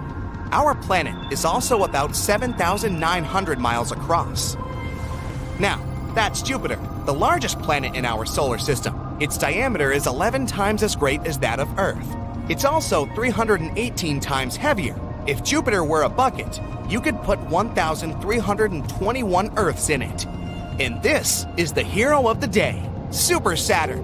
It's almost 20 times as large as Jupiter. To balance the scales, you need to put 6,360 Earths on the other side. The planet's rings are so wide that if they were in the solar system, they would take up more than half the space between the Sun and Earth. And if Super Saturn switched places with the original Saturn, you'd see those rings with the unaided eye. They would be larger than a full moon. Presumably, these rings appeared in the same way as the ones around our Saturn. One theory says they're the remains of a moon that was once there. Its orbit was unstable, and over time, the moon got torn apart by the tidal forces of the huge planet it orbited. Small pieces of the former moon took their places in the giant's orbit. They collided with one another, like in a blender. After some time, everything that was left was basically particles of dust and ice moving around the colossal planet. Another theory suggests that the rings appeared after the moon collided with an asteroid or another moon. Then the gravitational blender did its job and turned the moon's debris into the rings. Some scientists think the rings formed at around the same time as the planet itself. So they're just the remains of the planetary nebula, which is a cloud of gas, space debris, and dust. Later, it probably shrunk and solidified to form a planet. We can only guess where Super Saturn got its rings from, but scientists say their mass is 80% of that of Earth. It may mean that the moon that used to orbit J1407b was about the same size as our planet. There's a little gap in the middle of these rings. Scientists think Super Saturn's moon might be there. If this is the case, it should be about the size of Mars. If scientists are right and Super Saturn is actually a brown dwarf, then this is an incredible discovery. Scientists will be able to watch it age. Supposedly, brown dwarfs lose their energy and shrink, fading in the process. And when a brown dwarf exhausts all its energy, it turns into a black dwarf. It's easy to confuse it with a black hole. People haven't discovered black dwarfs anywhere in the universe yet, because they take trillions and quadrillions of years to form. Our universe is too young, and none of the stars, even those that appeared when the universe was born, have had time to become black dwarfs. One of the oldest objects in the universe is the white dwarf, with a pretty long name, WD 0346 plus 246. It's about 11 to 12 billion years old and half as cold as our sun, and it's still cooling. It would need around 10 plus another 15 zeros years to turn into a black dwarf. For comparison, the universe is 1.4 and 10 zeros years old. Scientists believe that a black dwarf will exist for about 10 plus 25 zeros years, feeding on dark matter. After that, its protons, the smallest particles of matter, will begin to decay. And then, the black dwarf will simply evaporate. That will take another 10 plus 49 zeros years. But if the protons remain intact, a much more interesting scenario will await the black dwarf. In another 10 and 1500 years, the black dwarf will become an iron star. It's essentially just a cannonball in space.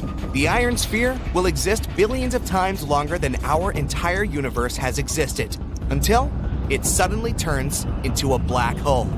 So, the process of the formation of a black dwarf is extremely long. It'd take a regular star an insane amount of time to age that much. But Super Saturn, if it is a brown dwarf, may be much closer to this state.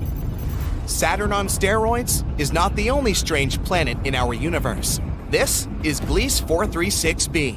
It's been detected using the transit method. A transit happens when a planet moves between its host star and an observer. It looks similar to a lunar eclipse.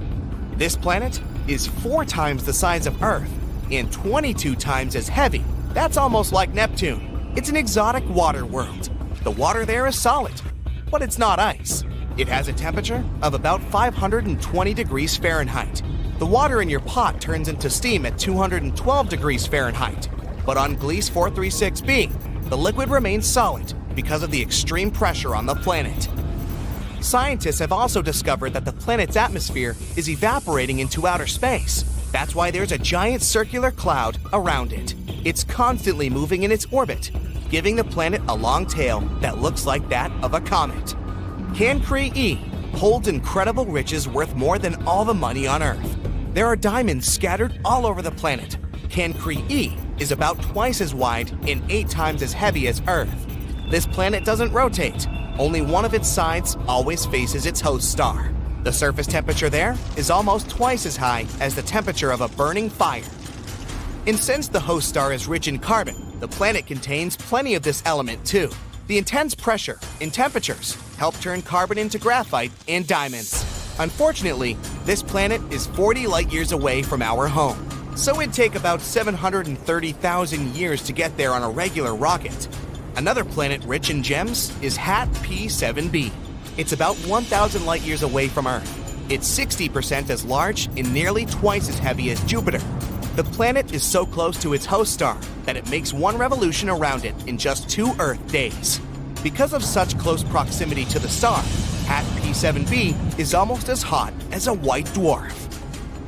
If you look at the night side of this planet, you'll see unusual clouds. Scientists believe that these clouds may be rich in corundum material. This is the very substance that forms rubies and sapphires, so it's likely to rain very expensive and beautiful gems there.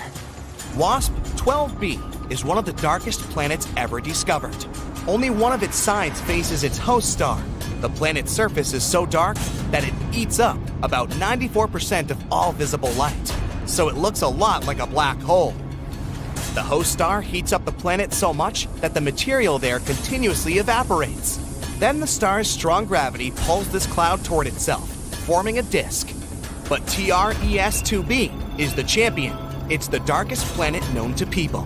It absorbs 99% of the light coming from its star, which means it consumes more light than a piece of coal.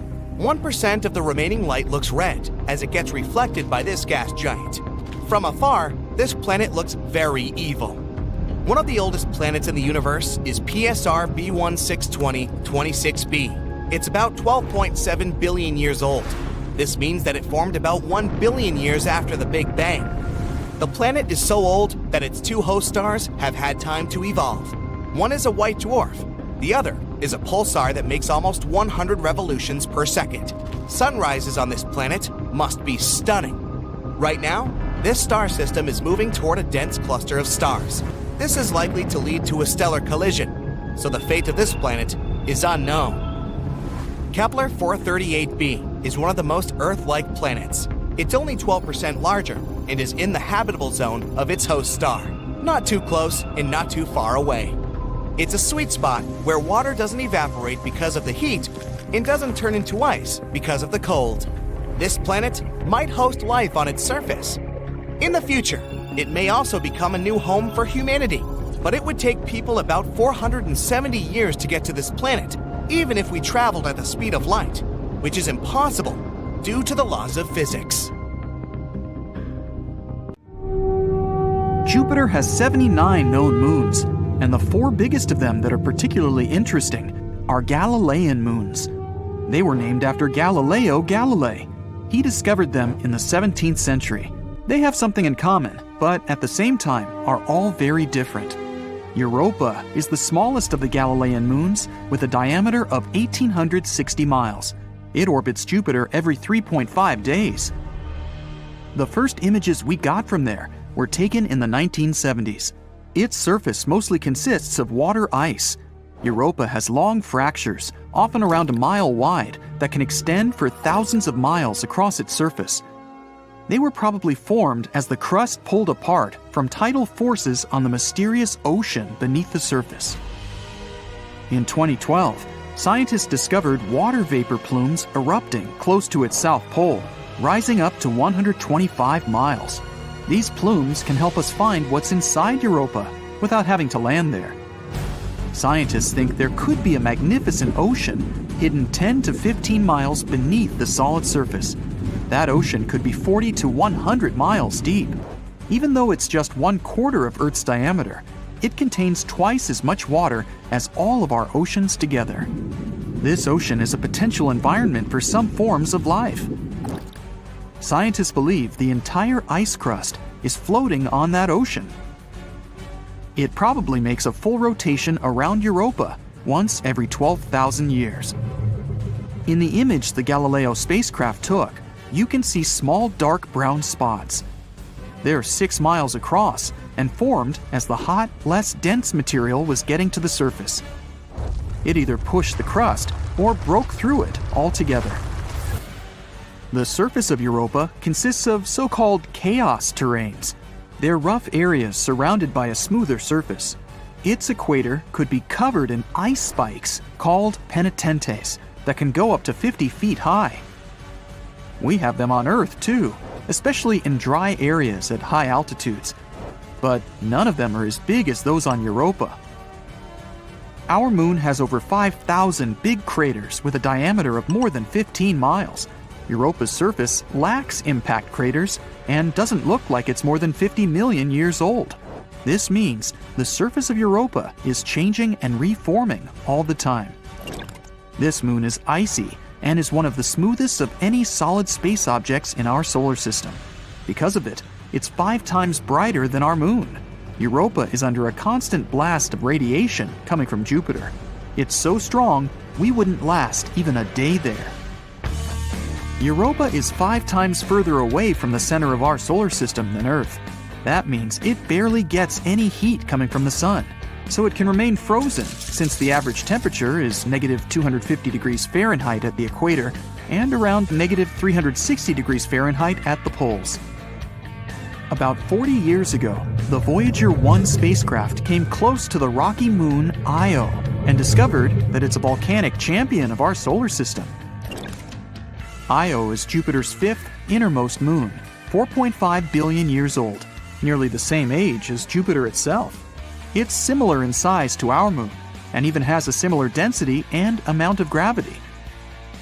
Many moons in our solar system consist of silicates and water ice, but Io is made of iron and silicate rock.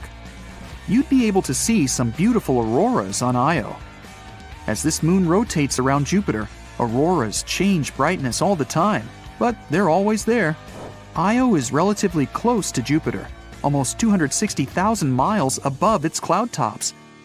If you could come to Io and take a look at Jupiter from there, it would appear almost 40 times bigger in the sky than our moon. Stargazing there would be amazing. Io needs 42.5 hours to orbit Jupiter. Our moon needs almost a month. At some points, Io's tidal bulge can go up to 330 feet. It's similar to what we have on Earth. The gravity of our moon causes ocean tides. Io doesn't have an ocean, but the ground itself moves and goes up and down. It's like an elevator taking you to the bottom and then the top of a building with 30 stories. The gravity of Jupiter and its other big moons affect Io, so the solid ground tides on its surface are over 5 times as high as the highest ocean tides on our planet. All this makes Io so hot on the inside that some of the inner materials melt. boil, and try to escape in any way possible. Eventually, it creates a hole in the ground, which then turns into a volcano. Io is the most active body in our solar system when it comes to volcanoes. Io has more than 400 of those, with 150 of them erupting all the time. Some of them shoot their hot gas plumes 200 miles into space. It would be difficult to walk there because we're talking about a pretty intense world of floodplains of liquid rock, huge lava flows, multiple lava lakes, and giant collapsing mountains. Ganymede, the largest moon in the solar system we know of, also has the biggest water ocean. It's 26% greater than Mercury when it comes to volume, but it's less dense. This giant moon has a thick crust of water ice 90 miles deep. There might be a huge ocean of liquid water underneath. It extends 60 miles deep, which is about 10 times deeper than the deepest point in the Earth's ocean. The Voyager spacecraft also detected polar caps made of water frost there. Ganymede is half rock, half water, including tiny amounts of metals and ice. Its atmosphere is very thin and doesn't contain oxygen. This ocean most likely doesn't contain life. The Earth is a great example of how certain microbes and creatures can survive deep down without sunlight. But the ocean of Ganymede is so deep and the pressure is so strong that the water at the bottom is probably compressed back into ice. Certain forms of life in the deepest areas of our ocean survive thanks to geothermal vents that eject minerals. Since there's likely thick ice between the ocean and the core, this isn't the case with Ganymede. But the ocean there is salty, with multiple layers divided by icy sheets.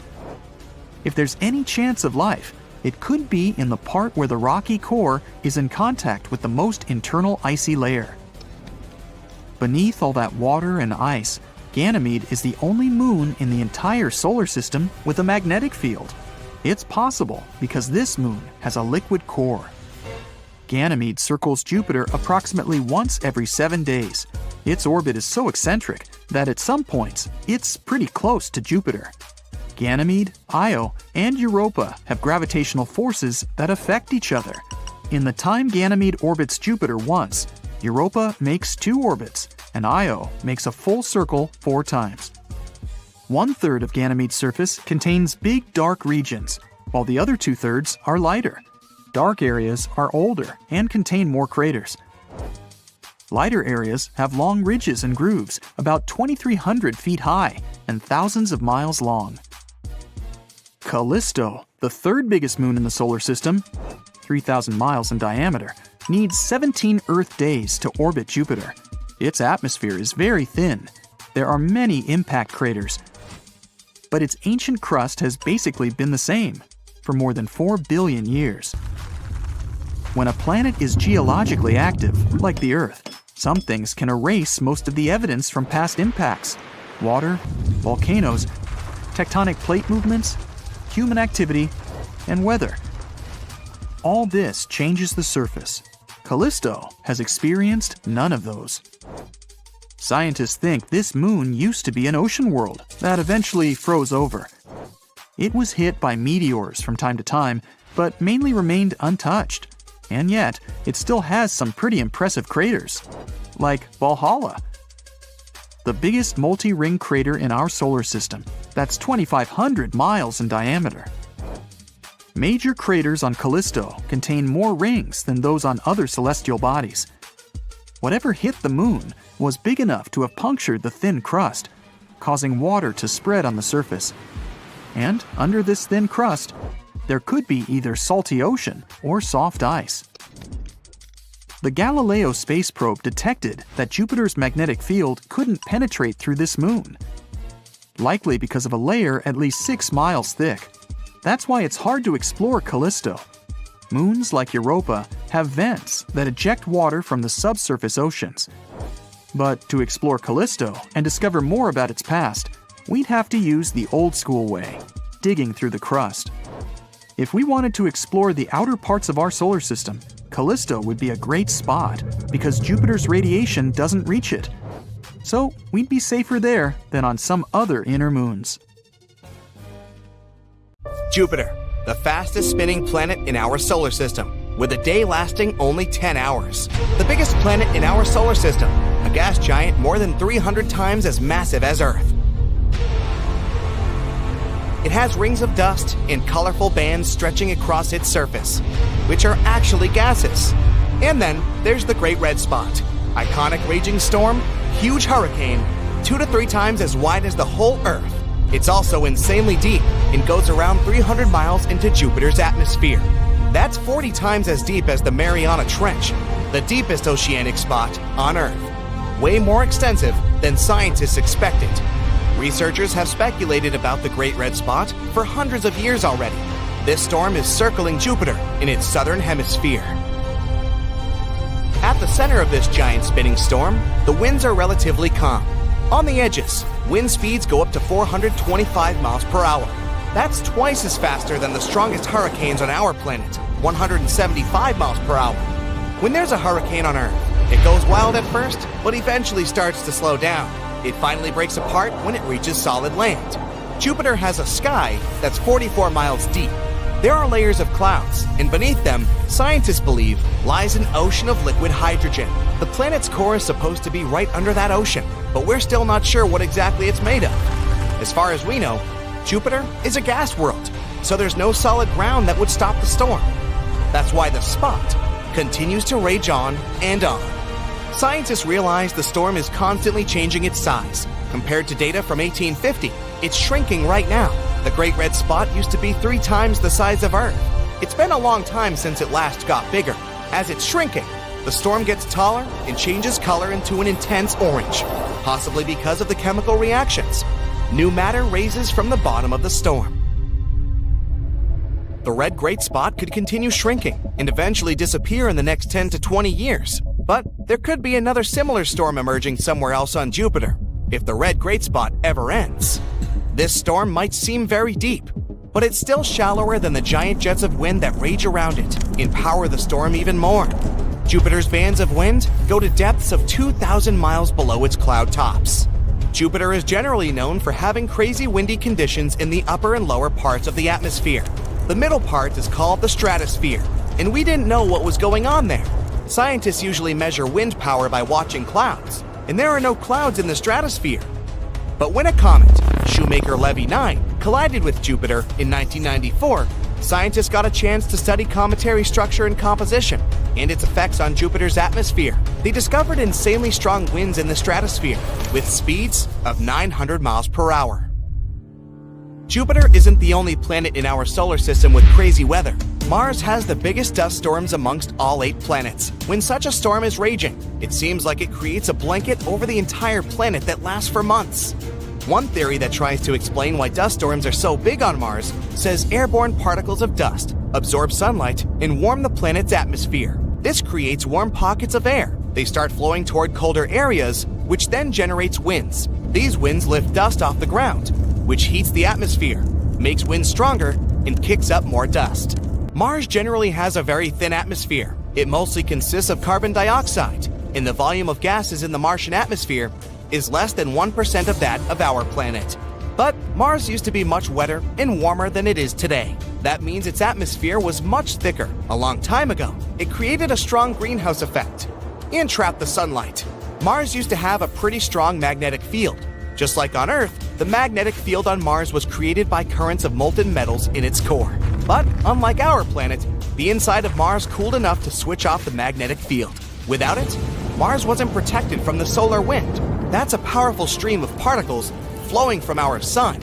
It took only a couple of 100 million years, which is not much in space terms, for the solar wind to strip away most of the atmosphere on Mars. It went quickly because the sun used to rotate much faster at its earlier stages, so the solar wind was more powerful and energetic.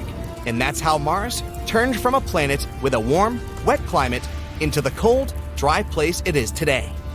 Mars also has some interesting glaciers. They've been on its surface for hundreds of millions of years and can tell us secrets of the planet's past.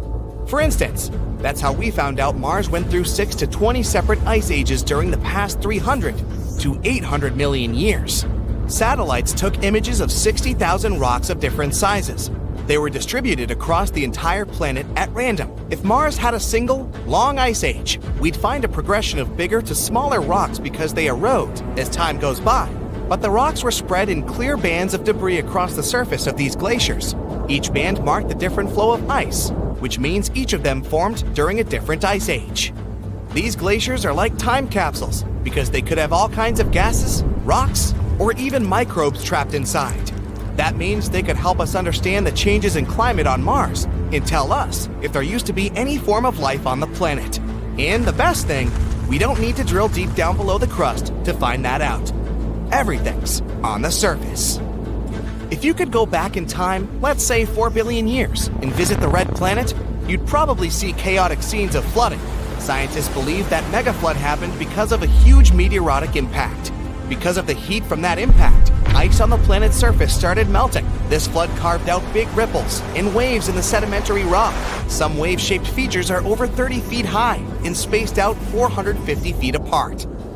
Saturn also has its own unique weather conditions. Lightning bolts there can be 10,000 times more powerful than the ones we have on Earth. NASA's Cassini spacecraft was orbiting Saturn from 2004 to 2017. It captured lightning so strong and intense, we could see it even during the daytime. Cassini also recorded the sounds of those intense storms discharged into the planet's atmosphere. From time to time, Saturn has giant storms that go over 190,000 miles across the surface. They encircle nearly the entire planet. On Saturn's North Pole, there's a massive hexagon of clouds. It's a vortex of a pretty unusual shape that circulates hundreds of miles above the clouds and extends deep into the planet. But Saturn has its peaceful side too. Along with Jupiter, Uranus, and Neptune, it has its own beautiful auroras from time to time. All 4 planets have an atmosphere dominated by hydrogen. That's why you can only see these auroras in ultraviolet wavelengths. These northern lights are especially bright at dusk and right before midnight. Venus has a giant storm swirling in the atmosphere at its south pole. The vortex is as big as the entirety of Europe, and it's probably been there for a very long time. The atmosphere on Venus moves 60 times faster than the planet rotates. Venus is the hottest planet in our solar system. Even the rain there offers no relief, since it's sulfuric acid falling from clouds and evaporating before it even gets to the ground. The sun also has its own angry outbursts in the shape of powerful solar storms. These storms bring strong radiation and dust particles that can cause serious damage to satellites that track the sun's activity to let us know if something goes wrong. Every now and then, a crazy solar storm can catch us off guard. About 160 years ago, a strong solar flare caused severe issues in global telegraph communications. About 30 years ago, a solar flare left 6 million people without electricity for 9 hours. One theory says strong solar activity could have caused the sinking of the Titanic. It happened on the same night as a fascinating northern lights show. Some people believe a solar storm behind it had possibly disrupted the ship's communication systems and navigation, leading to one of the greatest unsolved mysteries ever. Okay, here you are in the middle of the ocean. It's endless, but you can't see it because there's a thick fog all around you. Dense clouds hide the huge but dim sun. Is it day or night? You don't know. There's only a gray haze around you. You're alone. Even if you try to swim down, after several hours, you still won't be able to see the bottom of the ocean. And that's a typical water planet for you. I know, sounded kind of dark, but it's not that bad. These water worlds are more interesting than they may seem, so let's take a look at them. The ocean planet is a planet that consists, as you might have guessed, mainly of water, ice, and maybe some rocks. Think of the Earth's oceans, its horrifying depths, the Mariana Trench, and all that. And now, can you guess how much space all the water on Earth takes up? 0.025%, exactly. Now, just try to imagine a world of 40 to 60% water. If you dive in there, the depth can exceed 60 miles. Compared to that, the 6-mile depth of our Mariana Trench sounds like nothing. And yeah, the pressure there will be enormous. It can reach up to 20,000 Earth atmospheres. Very crushing. Now, it may sound scary, but it still would be great to find out more about these planets. Fortunately, according to scientists' calculations, there may be a lot of such planets in our galaxy alone. Well, you don't have to go far. You can find these water guys even in our solar system. Not planets, of course, but moons. Jupiter has Ganymede and Callisto, and Saturn has Titan and Enceladus. The ocean can reach up to 30% of the mass of these moons, although it isn't clear whether these oceans are covered with a thick crust of ice. But we've discovered quite a few full-fledged ocean planets. This is because the conditions in which these planets may exist are very specific. For example, this planet should be somewhere 6 to 8 times larger than the Earth. If it's smaller, it'll have a rocky surface, but if it's bigger, it'll turn into a gas giant. At the same time, it must be in the habitable zone of its star. A little further, and the planet immediately turns into an icy giant or a cold super-Earth. So yeah, these guys are very picky. We first started exploring these planets back in the 1970s. However, since then, we found only a couple of them, but they're still very interesting. The first planet is Gliese 1214b. It was the very first ocean planet that we discovered. Initially, the scientists noticed only a small dim dot. This dot turned out to be the red dwarf star Gliese 1214, an unremarkable, completely ordinary star that's 5 times smaller than our Sun and 300 times dimmer. Scientists wouldn't worry about it at all, but back in 2009, they noticed that this star had one single planet, and this planet turned out to be quite strange. This super-Earth was 2.5 times bigger than our Earth and 6.5 times heavier, but at the same time, it had a very, very small density and about the same gravity as our planet. In other words, there were almost no rocks and metals on it, but it wasn't a gas giant either. So there was only one option left. It was covered in water and ice, and that's how we discovered the first ocean planet. Well, actually, we can only assume that it consists of water. That's what the mathematical calculations say. In reality, this planet is quite confusing. It's difficult to explore, and so far, scientists haven't been able to find anything there. No hydrogen, no helium, no water, nada. That's because the outer layer of the atmosphere of this planet is very dense, and it perfectly hides its composition. But even so, it's probably a water world. Gliese 1214b is very close to its star. It's only 0.014 astronomical units away, which is less than the distance between the Moon and us. The year there lasts about 36 hours, and the temperatures, to put it mildly, are just wild. Scientists suggest that the average temperature there can reach 250 to 535 degrees Fahrenheit. Woo, that's hot. Remember the creepy description from the beginning? Well, actually, spending time on Gliese 1214b would be a little different, more like swimming in a steam boiler. Because of such gigantic temperatures, the ocean on the surface will be constantly in a state close to boiling without actually reaching it. So, imagine that you're descending to the surface of this planet, flying through clouds of steam, and then you suddenly find yourself in the water. What? But when did it happen? Well, that's because the boundary between steam and water on Gliese 1214b will be very blurred. Of course, you won't be able to swim to the bottom of this ocean, but most likely, this bottom is covered with a very thick layer of so-called hot ice. It's like regular ice, but it doesn't really care about the laws of physics, so it just doesn't melt even at gigantic temperatures. And the thickness of this ice can reach as much as 3,000 miles. So that's it for the creepy Gliese 1214b, and not an Airbnb in sight. Now, although we can't 100% guarantee that it's a water world, we still have another candidate for this position. A newly discovered planet called TOI 1452b. This planet, located in the Dragon constellation, is almost 100 light-years away from us. It was discovered using the TESS telescope by a group of researchers from the University of Montreal. This planet also belongs to the class of super-Earths. It's 7 times larger than our planet, but 48 times heavier. Again, all this is at a very low density.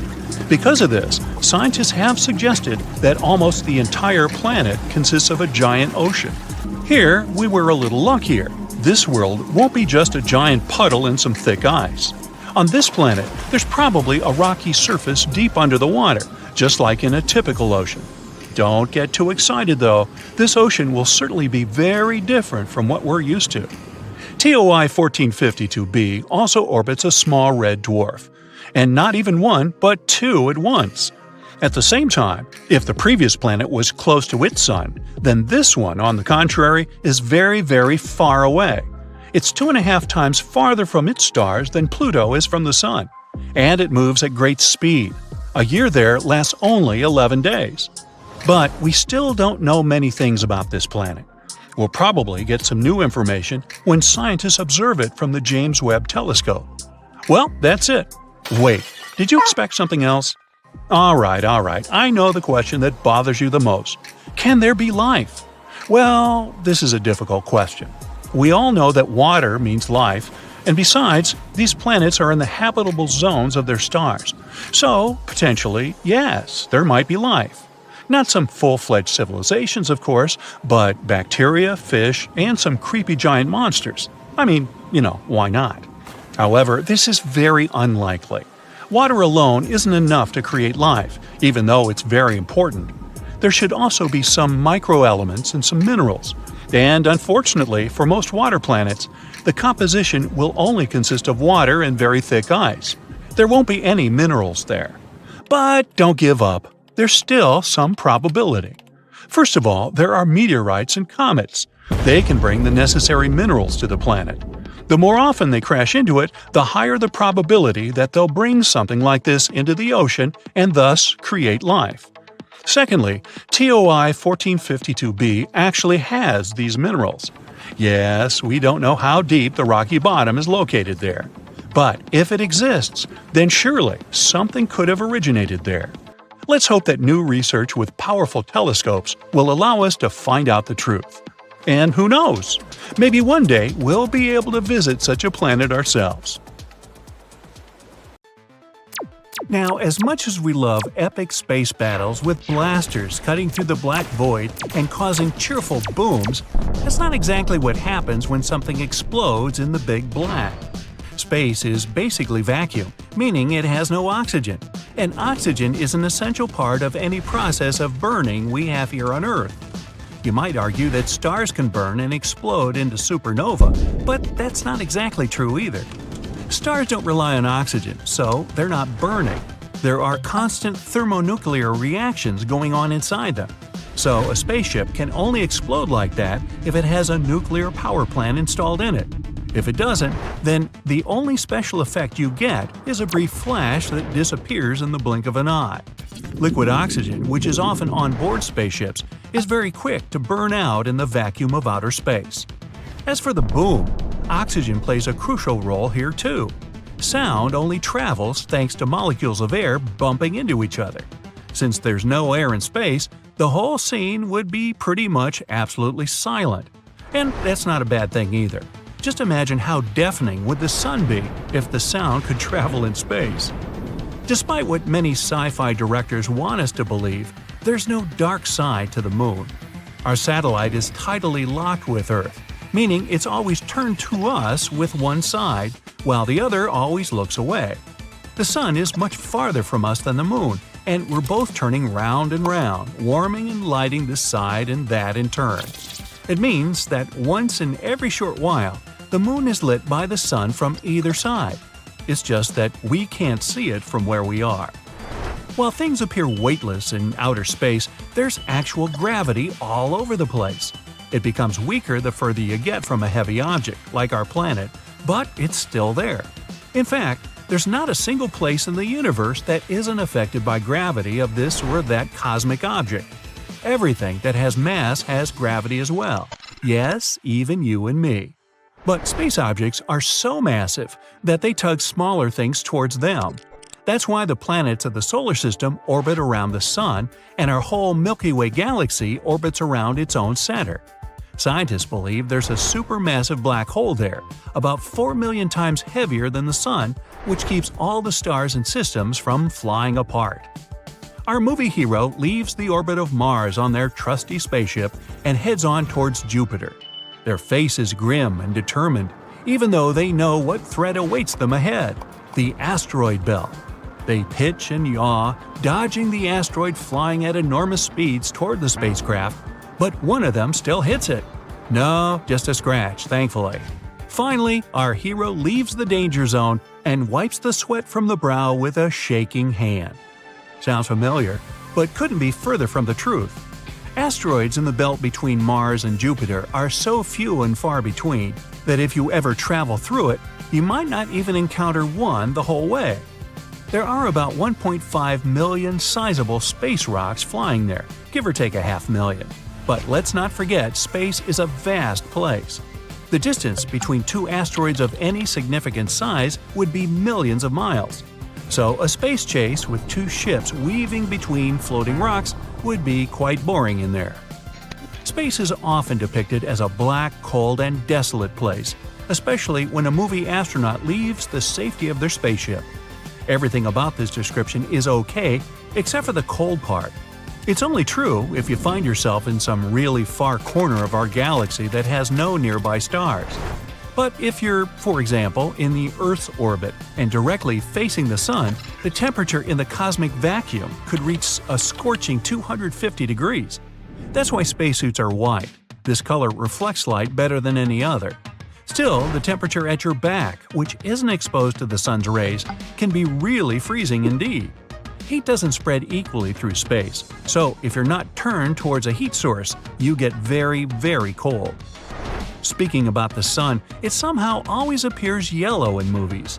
The fact is, the color we see from Earth is an optical illusion created by our planet's atmosphere, just as the blue sky during the day.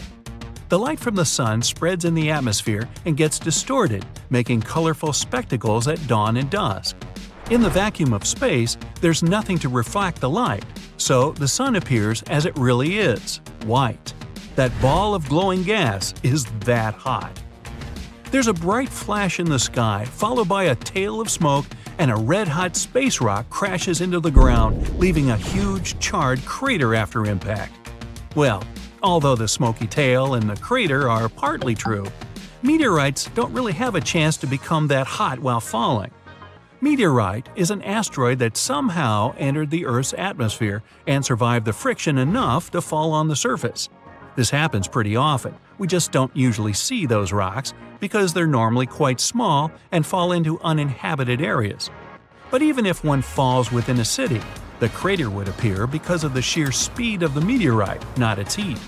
They do get much hotter because of friction, yet not so much as to burn everything on the ground on impact. As much as we want to believe in instant communication between spaceships and planets, it's not possible, at least not yet. Modern communication systems rely on radio signals that have a pretty slow speed compared to the vast expanses of space. It would take years for such a signal to travel even 1 light year, let alone hundreds and thousands. If you want to send a message to a galaxy far, far away, be prepared to wait a couple of millennia and then a couple more to receive a reply. On that note, space is not as crowded and full of events as is often shown on the silver screen. It's mostly a rather lonely place where planets, stars, and other objects are separated by billions of miles of nothingness. Even if you have a spaceship that can travel at the speed of light, most of the time you'll only see black void full of stars and planets far away. The distances are enormous out there, even between the closest objects. For a better understanding, the Moon, which you can see so well on a clear night, is about 239,000 miles away. It's like traveling around the Earth almost 10 times in a row. Warp drives that can distort space-time and get you to a distant corner of an alien galaxy in the blink of an eye, that's a staple of any space opera. Spaceships capable of such a feat are always shown as instantly accelerating from zero to faster than light. According to the law of physics, people on board should, well, at least be pushed into their seats hard. More strictly speaking, no one would be able to survive such an acceleration because it's too many G's on a fragile human body. Until we find a way to reduce the effects of overload, we can't even start thinking of space warps. Water isn't the rarest and most precious resource in the universe. In fact, there's a humongous space cloud several million light-years away from us that consists entirely of water. Its reserves would be enough to fill all our oceans 140 trillion times over. And many planets, Some even in our solar system seem to have liquid water on them. The most precious resource in space is life, and that requires a lot more stuff to appear than just liquid water. Astronauts are often shown working out on the ISS and sci-fi space stations, and that much is true, they do need physical activity. But the reason isn't that they need strong bodies to work in space. The gravity out there is much weaker, and astronauts don't use their muscles as much as on Earth. So when they come back to the surface, gravity hits them as a sledgehammer, and their bodies feel squishy. To alleviate those effects, they train every day. Although they say we can see millions of stars on a clear starry night, that number is much more modest, about 3,000. All the rest are other objects that are also luminous and mistaken for stars: planets, distant galaxies, and even artificial satellites. They're simply being illuminated by real stars, just like the moon, and become seen. But because they're that far away, we can't tell if they're stars or not. Still, you gotta admit, it's all still pretty cool. Very recently, astronomers have found 3 potential super-Earth planets orbiting a somewhat close orange dwarf star. The term super-Earth is used to describe a planet beyond the solar system with a mass higher than that of Earth but below those of the ice giants of the solar system, Uranus and Neptune.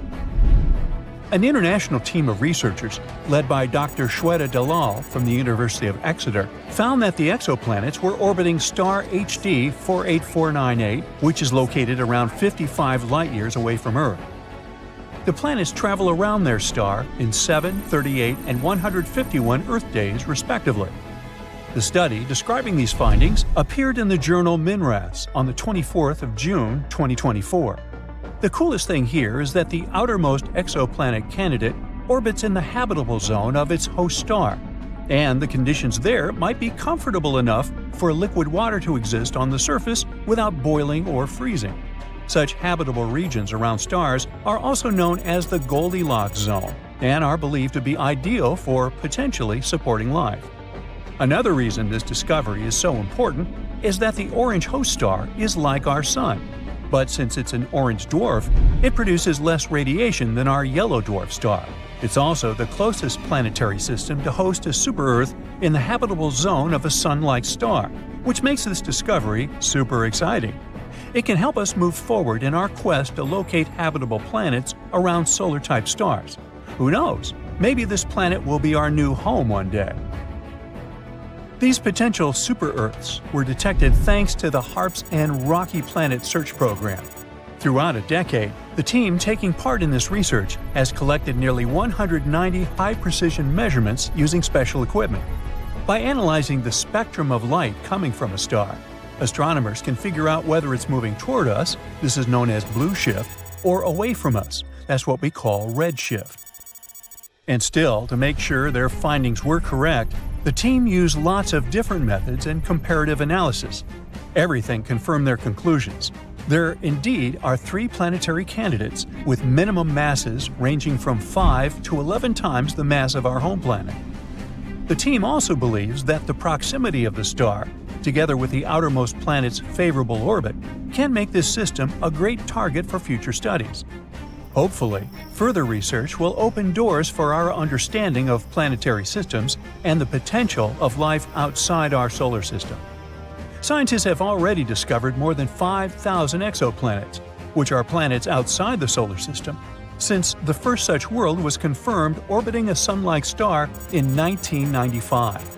To find those distant planets, astronomers use different equipment, like NASA's Kepler Space Telescope, launched in 2009. Its mission was to find as many Earth-like planets dwelling in the Milky Way galaxy as possible. But it's not the only instrument used for searching exoplanets. Anyway, now let's look at the most exciting and promising of these worlds. Gliese 667 cc is a mere 22 light-years from Earth. But even though it seems close, it's still around 129 trillion miles away from us. The planet itself is around 3.8 times as massive as Earth and completes one orbit around its host star within 28 days. In other words, a year on that Earth-like planet is 13 times shorter than a year on our planet. Luckily, the star is a cool red dwarf, so the exoplanet most likely lies in its habitable zone. But there's still a chance that this world might be regularly baked by the flares coming from its parent star, which is not cool on many different levels. Kepler-22b is way further away than the previous world, more than 600 light-years away from our planet. It was the very first Kepler planet found in the habitable zone of its star. This world is larger than Earth. It's about 2.4 times our planet size. Sadly, we still don't know whether this planet is rocky, liquid, or gaseous. The orbit of Kepler-22b is similar to Earth's. It takes the planet 290 days to orbit its G-class star, which is kind of like our Sun. But this star is smaller and colder than ours. Another Kepler planet, this time it's Kepler-69c. It lies a whopping 2,700 light-years away from us. This world is also almost 70% larger than Earth. Researchers know nothing about its composition, but they found out that the planet needs 240 days to complete one orbit. This makes its position in its system like that of Venus in our solar system. At the same time, this world might be more habitable than Venus since its host star is a bit less luminous, 80% of our Sun. TOI 733b is a recently discovered world. It was found in 2023. It's out there, 245 light-years away from Earth, and needs just 4.9 Earth days to complete an orbit around its star. But the coolest thing about this planet is that it might have a massive ocean. According to scientists, the planet is likely to be completely covered with water. Does that mean there could be life on this super-Earth? Time will tell. GJ 1214b is located 48 light-years from Earth. This planet is a super-Earth, almost 3 times bigger in diameter and 8 times heavier than our home.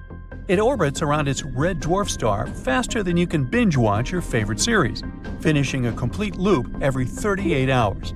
But it's not just the planet's size or orbit that's out of this world. It's pretty hot out there, with mind-melting 450 degrees Fahrenheit. But the coolest thing is that this planet is practically drowning in water. The sizzling temperatures and crazy high pressures on JG 1214b create some cool materials like hot ice and superfluid water.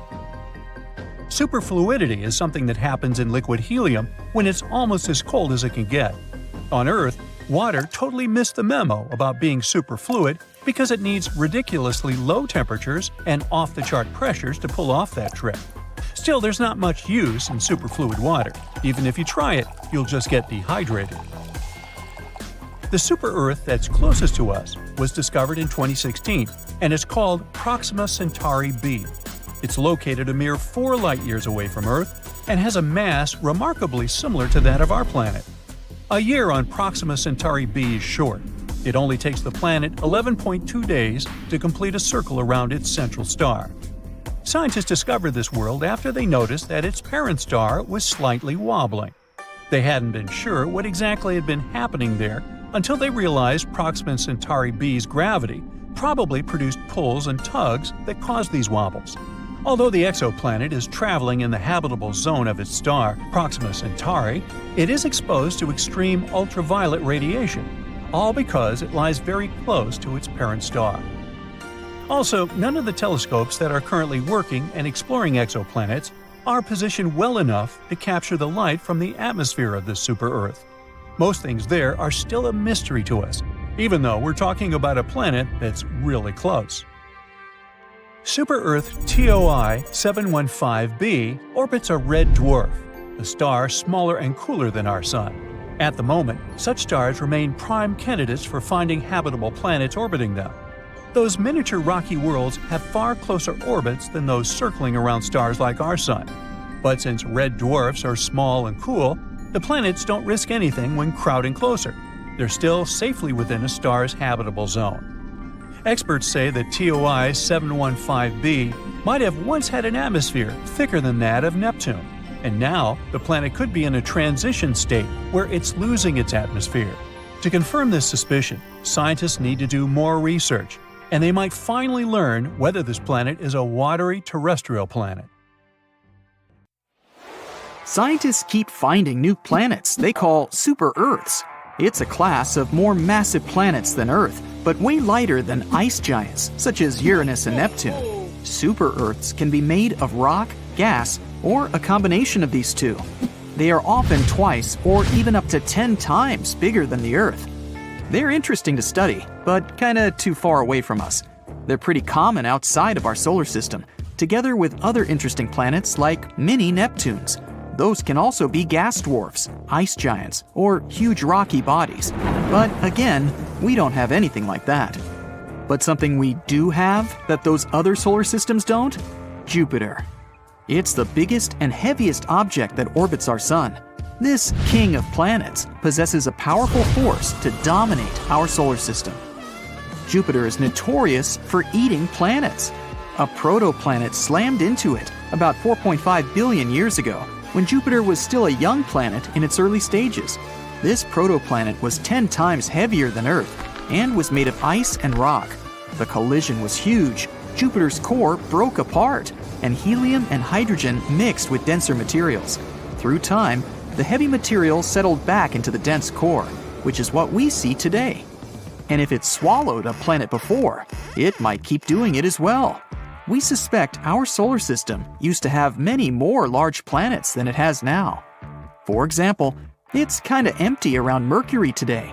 Similar areas around many other central stars are definitely more packed with intermediate mass planets, with the size between Earth and Neptune. Our solar system was a chaotic place at its beginnings. Young stars were surrounded by swirling disks of dust and gas, and planets would form out of that debris, something like trees when they're springing up from the ground. Small rocky planets would form in the strong heat and light close to stars, while gas giants would form farther out, where temperatures were lower, which means they could preserve more gassy materials.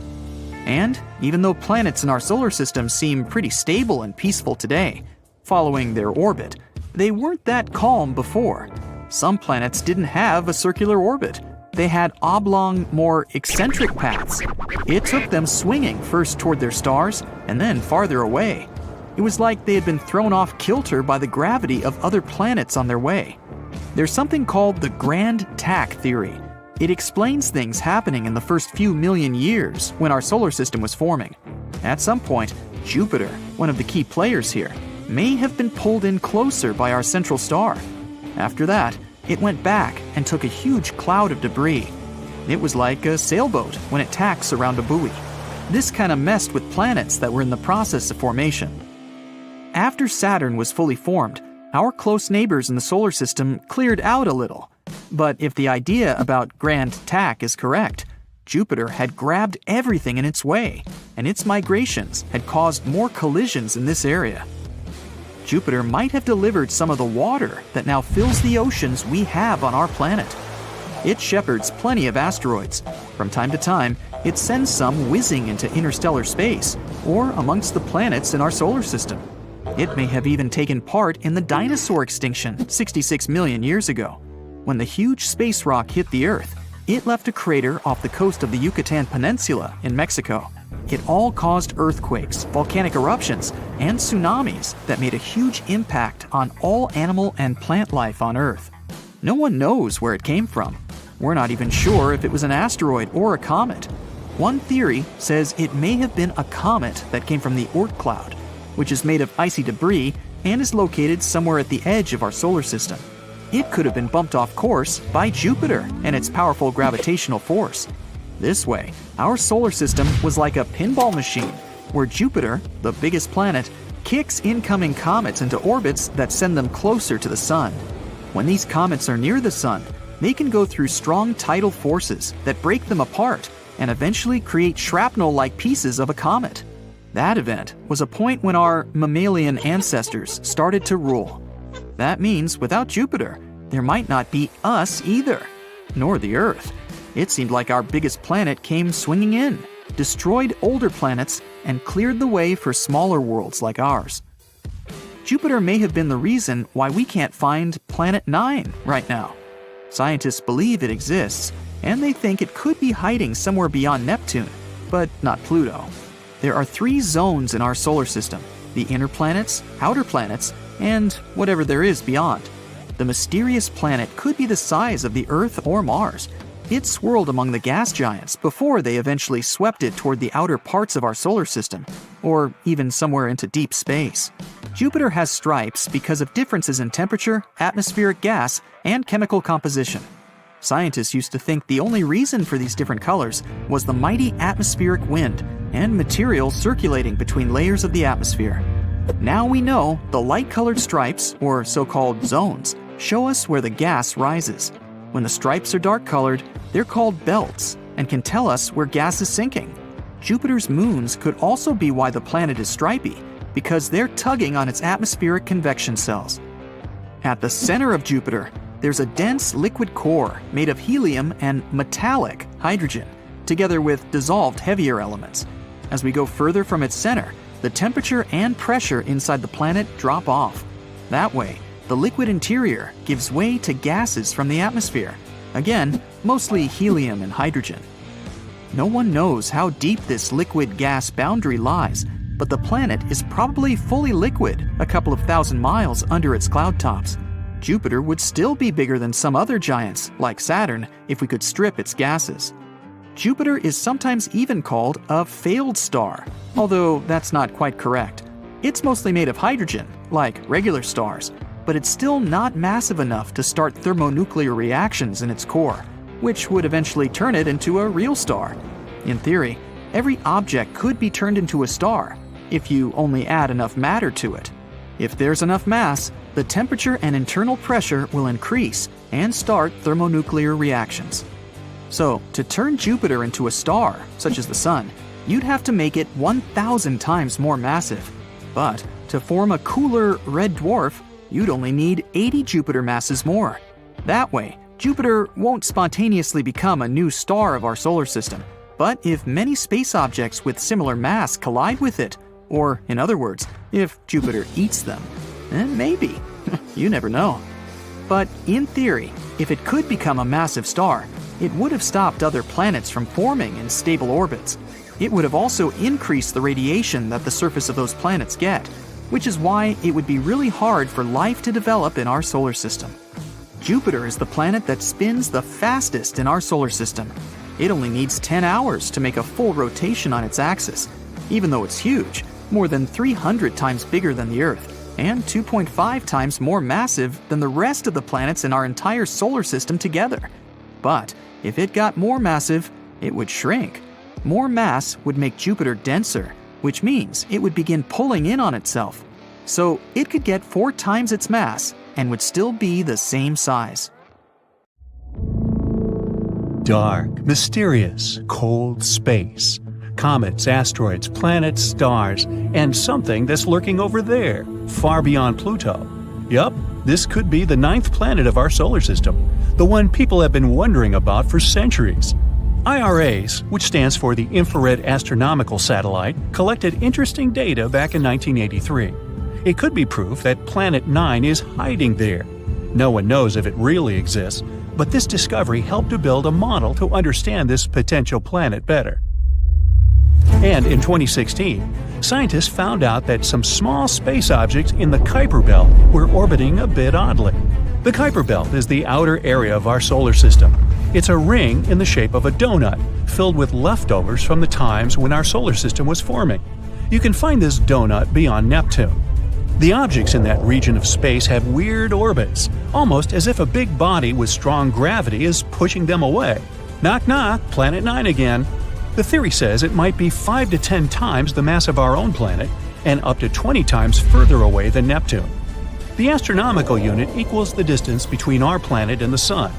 Pluto is approximately 40 astronomical units from the Sun, but Planet 9, if it exists, is 400 to 800 astronomical units away. It would take 10,000 to 20,000 Earth years for this mysterious planet to make a single circle around the Sun. This makes it harder for us to catch this space body. There's a theory Planet 9 may have formed between the orbits of Jupiter and Neptune, similar to the rest of the gas giants in our solar system. The gravitational force of one of the 2 huge planets probably kicked it out of its orbit. Oh no. Then Planet 9 could get ejected further away from the 8 planets we know about. It ended up as some sort of icy waste, quite small at the beginning. But as time went by, Planet 9 has cleared its orbit of frozen pieces of rock and dust and finally formed into a real planet. Another theory says that this could be a planet another star lost on its way while it was passing near our solar system. In any case, Planet 9 probably doesn't reflect that much sunlight since it's so far away. And astronomers aren't sure where exactly they should look for it. Space is dark, mysterious, endless, obviously. But if we do find Planet 9, it will be the first solid proof there are more planets in our solar system than we thought. Moving on to an interesting exoplanet, located only 90 light-years away from us. An exoplanet is generally a planet located outside our solar system. This one has an atmosphere with water clouds. 1 year there lasts 24 Earth days, and the planet travels around a red dwarf star, which is way dimmer and smaller than our Sun. That's why, even though the planet is 8 times closer to its star than we are to our Sun, the temperature there is similar to that on our planet. This exoplanet has a size similar to Neptune. It's also less dense, which means it's mostly made of gas, unlike Earth, which is made of rock. The average temperatures there is 140 degrees, which makes it one of the coolest small exoplanets we've ever discovered. And the cooler the exoplanet is, the bigger the chance we'll find clouds in its atmosphere. Researchers have discovered more than 4,000 exoplanets, but all of them have been found within the Milky Way, at least until now. For the first time, astronomers may have spotted a planet outside our galaxy. They called it M51 ULS-1. The planet is located in the Whirlpool Galaxy, a distant spiral galaxy 28 million light-years away from us. There was once a huge but pretty young star that got stuck in a gravitational dance with something that could be a dense neutron star, the collapsed core of a giant star, or a black hole. The star's dance partner had incredibly strong gravity. It was feeding on the star, greedily ripping away its plasma. Then something unusual happened. An unknown, maybe even Saturn-sized object passed by and blocked this confrontation from our solar system. Now, no one can see what is going on. But this could potentially be the farthest planet we've ever discovered. There's a newly discovered planet outside our solar system.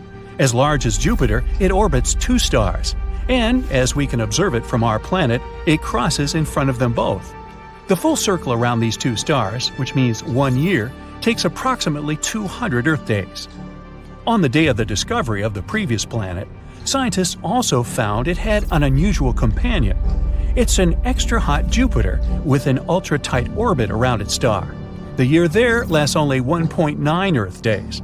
This planet has a weirdly shaped orbit. Also, it travels in the opposite direction from the rotation of its star. If you could travel 57 light-years away from our planet, you'd see something pink lurking in the darkness. As you get closer, it becomes bigger and more fascinating. Yup, it's a magenta-colored planet. A few billion miles away from its sun, this guy is one of the youngest planets scientists have discovered. It's only 100 to 200 million years old. It's made of pink gas, similar to our Jupiter. So, if you could fly closer to its surface, this gas would envelop you like a thick fog. You're coming closer and going deeper, and the gas is becoming darker, getting a reddish shade. And look at the planet's core. It's super hot. Because of its high temperature of 460 degrees Fahrenheit, this planet is like an oven. The heat is the reason the planet glows so brightly. You'll also notice the sky is hazy pink, with clouds made of droplets of frozen water, similar to ours. There's another exoplanet half as massive as Earth, which is one of the smallest planets we've ever found outside our solar system. It has a diameter of 5,600 miles. For comparison, Earth's diameter is 7,900 miles. The planet in question is mostly made of iron, similar to Mercury. Mercury has a massive iron core and a very thin crust, which makes it an oddball in our solar system. At its early stages, it collided with some space body at least once.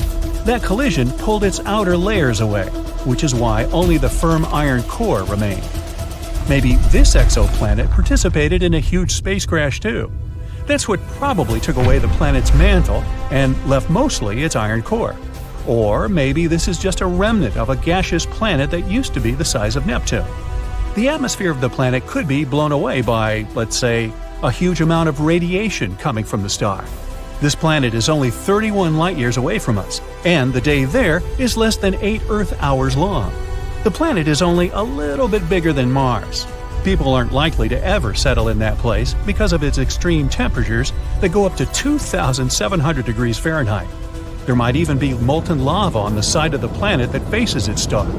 Such temperatures are high enough to evaporate any atmosphere, so this planet might have had one in the past. Generally, gas giants like Jupiter can't support life because they have extreme weather conditions, temperature, and pressure, and there are no building blocks that might create life. But smaller terrestrial planets, such as, Earth, have more key ingredients like oxygen and liquid water. Plus, they have more temperate weather and other conditions. And still, not all of such planets support life, of course. It's not easy to find a planet with similar conditions as the ones we have on Earth, or at least the conditions that would allow life to develop there. But meet Kepler-22b, one of our most promising findings. It's 600 light-years away from us, twice bigger than our planet, and with temperatures of about 72 degrees Fahrenheit.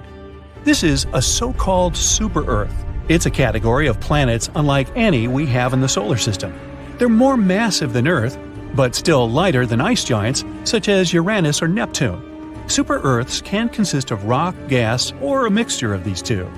Kepler-22b is within the habitable zone of its parent star, which is less bright than our Sun. The planet probably has a rocky core. It may have an ocean, but it doesn't host any life. At least, we don't know about it yet. There are almost no similarities between Earth and Jupiter. Ours is a sweet, small planet with plants and cute pandas. Jupiter is a giant gas horror with furious hurricanes which never subside. And if you fall into this planet, you might literally fly through it. But what would happen if our Earth was the size of the father of the solar system? Oh, this is going to be fun. Jupiter is a planet so big that I bet you can't even imagine its scale. Its radius is about 11 times the radius of Earth, and it's about 316 times more massive. So, to turn Earth into another Jupiter, we'd need to increase its radius by 11 times. If the planet's density remained the same, then the mass of our new Earth would increase greatly. Actually, it'd be as much as 4 times larger than Jupiter's. Of course, these changes wouldn't go smoothly. The very first thing that we would immediately notice, nope, not the size, gravity. It would increase by about 11 times compared to old Earth's. Scientists say we can actually survive on a planet with greater gravity, but only if it's less than 5 times stronger than what we have now. Well, let's assume that we're daredevils, always ready to challenge nature. What would our life be like? Well, not very pleasant. After each step, you'd have to sit down on a bench and take a break, as if you've just run a marathon. Yes, it would be that hard to walk. Oh, and good luck with getting up later. In order to somehow move around this planet, we'd have to pump up very strong muscles. No more problems with junk food, 'cause you'd have to become a heavy lifter just to get to the refrigerator. The force of gravity affects not only movement, but also the size of everything. Do you know that many astronauts gain some height due to weightlessness in space? So if you're worried about being short, here's a solution for you. On the other hand, strong gravity would make us all shorter. This would go not only for humans, but for everything on our planet. Trees would become very small. To grow upward, they would have to move water from their roots to branches, which would be unrealistic with such gravity. So they'd all turn into little bushes. Also, no more mountains. Even the largest ones would become very small. But at least, now, everyone would be able to conquer Everest. This would also apply to animals. Our pets would have to quickly evolve into pumped-up corgis just to be able to walk somehow. Oh, and say goodbye to birds, of course. If you think that's not enough suffering, let's add another thing. It would be very difficult for us to breathe. Atmospheric pressure would increase dramatically. That's because Earth would start to pull air toward itself with great force. You'd literally feel the weight of it on your shoulders. Remember what I said about taking a break after each step? Now, imagine that you'd also have to breathe through a pillow. Yeah. And that's not all. Atmospheric pressure plays an important role in the behavior of water molecules. It would be much more difficult for water to boil or turn into ice. Most icebergs would melt, and it's possible that we'd have no more clouds, too. All water vapor would come crashing down on us in giant torrents of rain. We'd be lucky if we didn't get flooded instantly. But, oddly enough, there would also be some advantages. For example, everything around us would become much more spacious. Assuming we didn't get flooded, there would even be a bunch of deserted areas on the planet. Maybe land prices would finally fall. But these unexplored areas would most likely remain unexplored, since we'd hardly be able to travel across seas and oceans. Not only because moving across the water would be incredibly difficult, but also because all water bodies on the planet would become 10 times larger. The very thought of getting lost in the ocean is frightening, but imagine if it was 10 times deeper and bigger? Uh-oh. So, no more sailing. And forget about flying by plane, or visiting space ever again. But it seems like it's still not all. If Earth was the size of Jupiter, we'd also have volcanoes raging everywhere. Due to the increase in its mass, Earth would become terribly unstable. All extinct volcanoes would become active again, and there would be lava and poisonous gases everywhere. In 1883, there was the most destructive eruption in the history of humankind, the eruption of the Krakatoa volcano. It occurred on one small island, but people all over the planet could feel the consequences. The eruption destroyed the island, triggered many tsunamis, and clouds of poisonous gases spread for miles. Now imagine this, but 10 times worse. That's what would happen on our Jupiter-sized Earth. It would probably be similar to the fall of the Chicxulub meteorite, the one that wiped dinosaurs off the face of the Earth. Then, poisonous gases spread all over the planet, causing one of the greatest massive extinctions in the history of Earth. Oh, and we would also lose the magnetic field, like the cherry on top of the cake. The magnetic field is very important for life on Earth. According to Rory Barnes from the University of Washington, it shields life on the planet from the nastiness of space, which means all sorts of radiation and solar winds. There's a molten iron core inside our planet that is responsible for producing the magnetic field. If the amount of pressure on this core increased due to gravity, it could solidify. And because of this, Earth's magnetic field would disappear. We would be exposed to the effects of cosmic radiation. Too scary to even imagine. Alright, so now we know that living on this new Earth would be a real nightmare. But what about outer space? You've probably heard that Jupiter, thanks to its strong gravity, protects us from asteroids. Well, this would become our job. Jupiter experiences about 24,000 collisions a year, and now it'd be our destiny. Do you remember me mentioning the Chicxulub meteorite? Similar tragedies happen to our planet once every 100 million years or so. But if it became the size of Jupiter, these guys would visit us every Friday. Also, we'd have to say bye-bye to the moon. Our natural satellite is too close to us. So if Earth grew in size, it would be a real catastrophe. We would literally watch the moon being torn apart in the sky. Of course, after that, all these fragments would crash into us. One of the theories claims that billions of years ago, the moon somehow separated from Earth, and its pieces gathered into a ball. Now, it would be like watching its creation rewind. And even if the moon survived, somehow remaining in Earth's orbit, the changes in the tides would still be dramatic. The consequences of these changes would be very unpredictable, but probably a bunch of tsunamis would be some of them. On the other hand, we'd probably gain a couple of new moons. Jupiter has as many as 79 of them. It would probably be a spectacular view. if only gas clouds from all those volcanic eruptions didn't block it.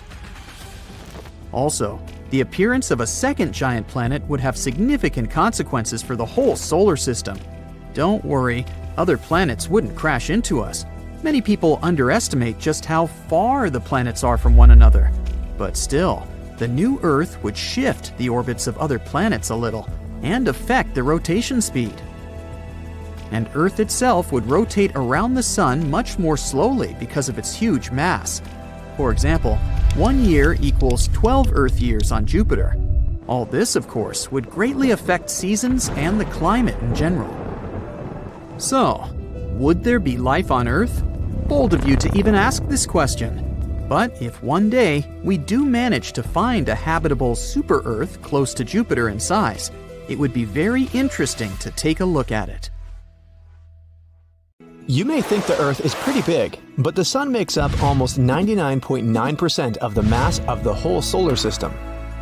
The rest of the mass is made up by the planets and their satellites, asteroids, comets, gas, and dust. It's around 93 million miles away from our planet, but it keeps us warm every day. Its temperature is about 10,000 degrees Fahrenheit, but the space surrounding it is still cold as ice. To understand this, we need to distinguish between heat and temperature. Heat is the energy inside some object. Temperature is something that tells us if that object is hot or cold. When the heat is transferred to that object, it makes its temperature go up. When the object is losing heat, the temperature goes down. Heat can be transferred in 3 different ways. The Sun does it through radiation. That means it's releasing heat in the form of light. Your body radiates heat too, as infrared waves. That's why thermal imaging cameras will detect that you're in the room even at night. The hotter the object, the more heat it will radiate. The temperature only affects matter. Since space is mostly a vacuum, it doesn't have enough particles for heat to transfer in any other way than through radiation. When the heat from the Sun gets to an object, the atoms start absorbing energy, but the heat can't transfer since there's no matter in space. Those rare atoms and molecules in space will absorb the heat.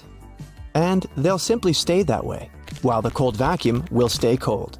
There's a lot of matter inside Earth's atmosphere, so the energy of the Sun can transfer easily. But if you put an object outside of the Earth's atmosphere in direct sunlight, it would end up heated to 250 degrees Fahrenheit because it's matter made of atoms and molecules. The temperature of the vacuum is negative 454 degrees Fahrenheit. That means, depending on where you are, space can either burn or freeze you. The Sun isn't actually yellow. It emits light over a wide range of wavelengths. We can tell both its temperature and color by the peak in its spectrum. For instance, cooler stars will appear red, and hotter stars will be blue with yellow, orange, and white stars in between. When it comes to the Sun, the spectrum peaks at a wavelength we'd usually call green, but our eye perceives it differently. So, the shade of green in combination with other wavelengths from the spectrum is going to look white to the human eye. We generally see the Sun as yellow because our atmosphere scatters blue light more efficiently than the red one. During sunrise and sunset, there's more red light in the spectrum of the Sun, which gives us amazing sceneries. Sunspots are part of the Sun's visible surface that are on average way cooler than the Sun itself. They overlap with parts that have an increased magnetic field. These parts don't allow the release of heat to the Sun's visible surface. That way, the rest of the Sun's surface is 3 times brighter than those sunspots. That contrast makes them appear almost black.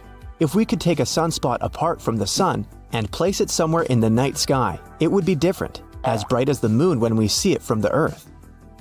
All the planets in our solar system spin in the same direction because they were formed from one protoplanetary cloud, except for Uranus and Venus. They have probably had some strong impact on them that made them spin in the opposite direction. But it's different with galaxies. They don't usually form the same cloud of dust and particles. Also, they're not randomly distributed across space. They come in filaments, dense, slender strands of dark matter and galaxies, with voids in between. Proto-galaxies are linked by gravitational forces in small areas of space. This is probably because of the distribution of dark matter throughout the universe. The matter in the filaments moves in a corkscrew motion and goes towards the densest area. So, there might be a common direction galaxies tend to spin, but it's mostly random. There's a possibility we'll see a lunar elevator one day. Yep, a cable anchored to the surface of the moon. It would stretch 250,000 miles.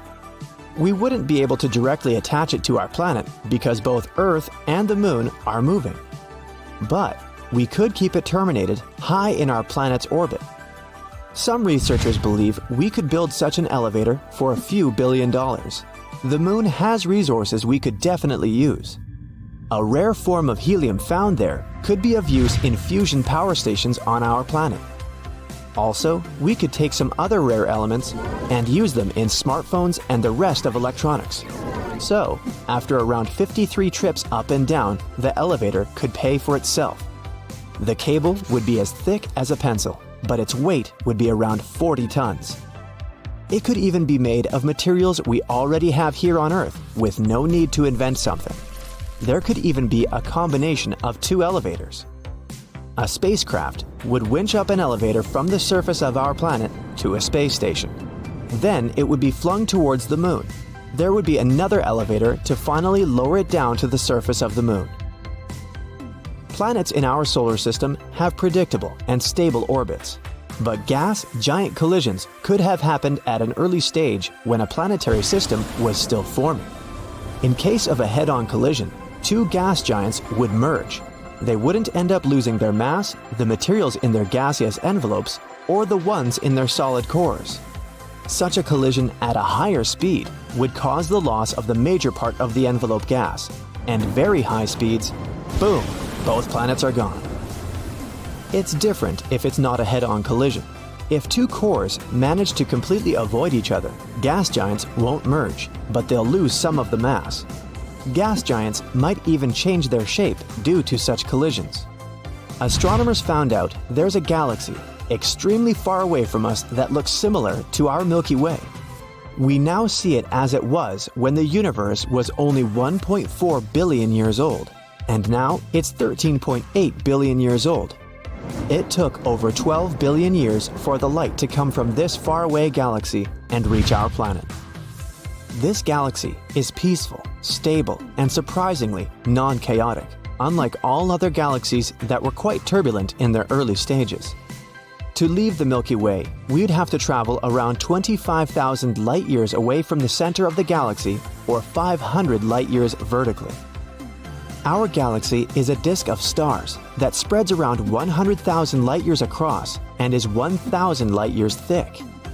The Sun, its central star, is located halfway from the center of the galaxy and close to the middle of the disk in the vertical direction. We'd have to go further than its edge to get away from the halo that surrounds the Milky Way, old stars, diffuse gas, and globular clusters. If you wanted to go even further to see the Milky Way in all its glory, you'd have to travel 48,000 light-years vertically. At this moment, we don't even have a telescope we can send there. There are central stars that eat planets. Our solar system is stable, unlike many other planetary systems. So we don't have to be afraid the Earth or some other planet will change its orbit and go towards the Sun. But at least a quarter of other planetary systems with orbiting stars similar to the Sun have a pretty chaotic past. In some of them, there are planets that used to move around, and their unpredictable migrations have disrupted the paths of some other planets, or even pushed them outside of their orbit. That means some planets probably have fallen into the central star. When that happens, the planet gets dissolved in the outer layer of the star, which means it gets eaten.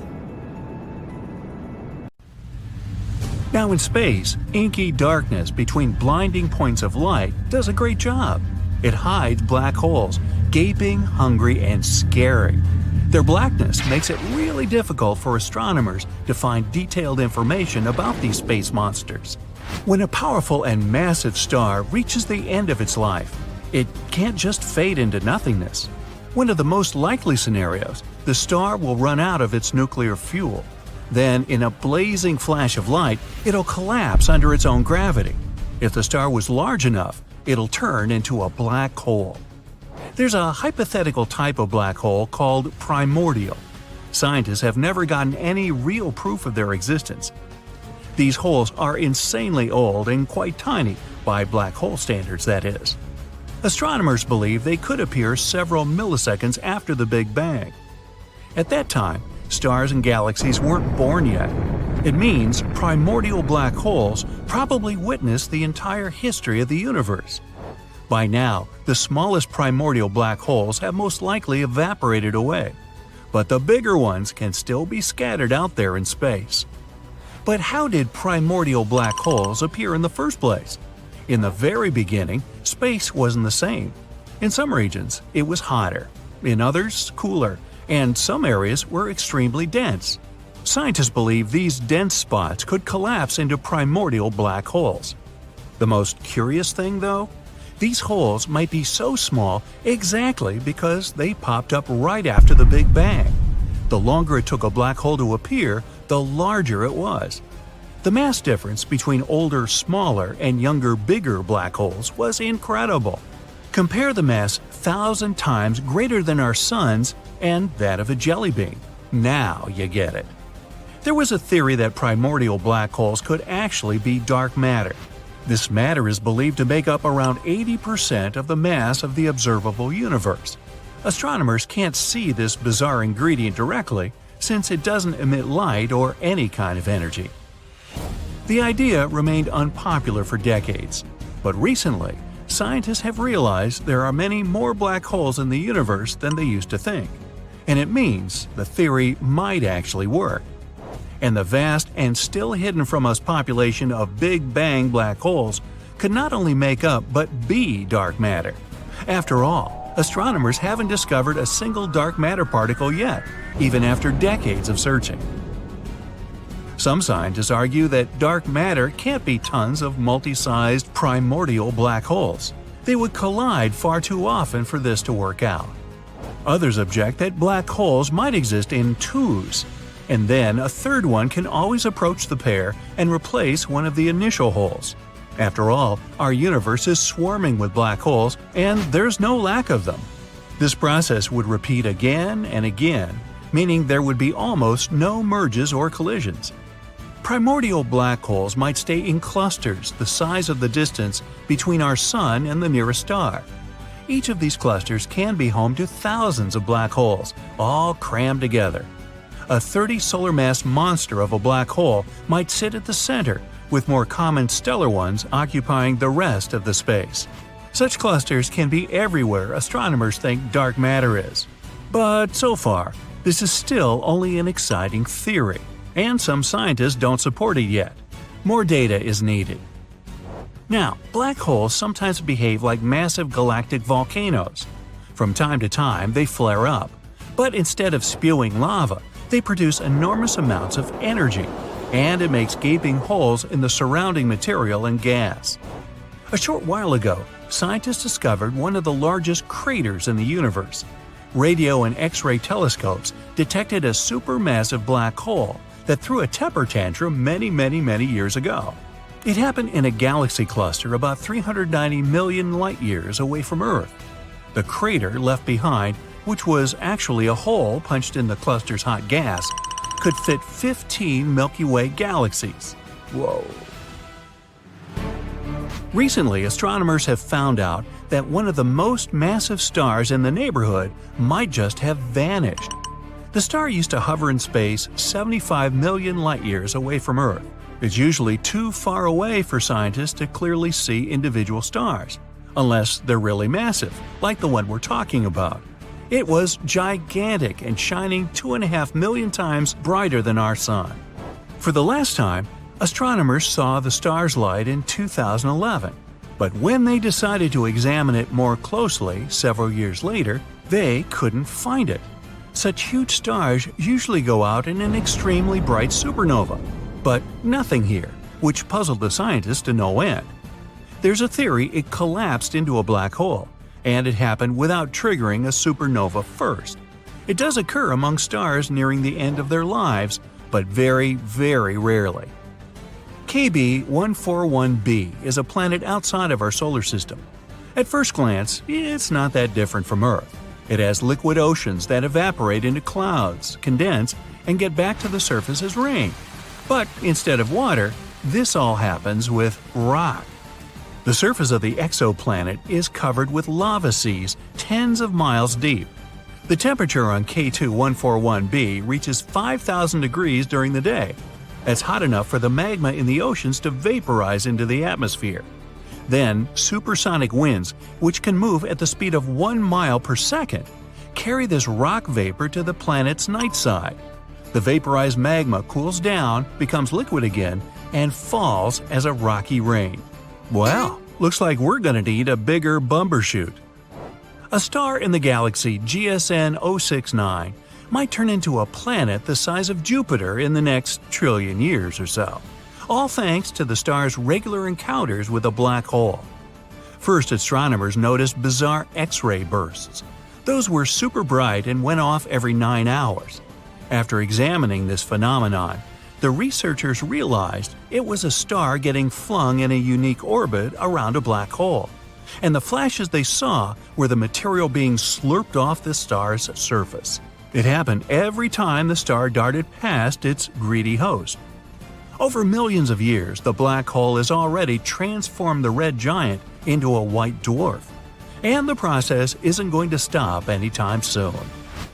Astronomers have recently discovered some traces of phosphine in Venus's atmosphere. On Earth, this colorless and flammable gas is often found near microbes. That's why a new theory claims there might be life on Venus. But if there is, it could only appear high in the clouds, because no living organism would be able to survive the planet's extreme environment.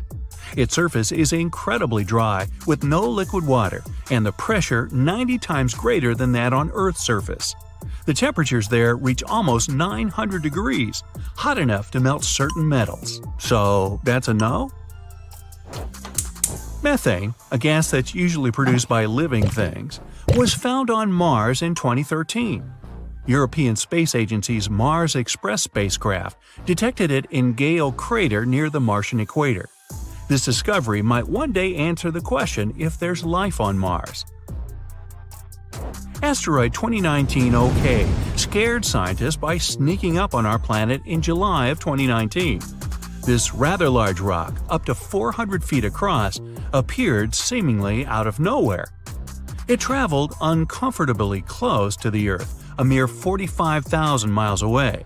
That's less than 1/5 of the distance to the Moon. The Sun's outer layer is way hotter than its surface. The temperatures vary from 10,000 degrees close to the surface and a mind-boggling 1 million degrees in the corona.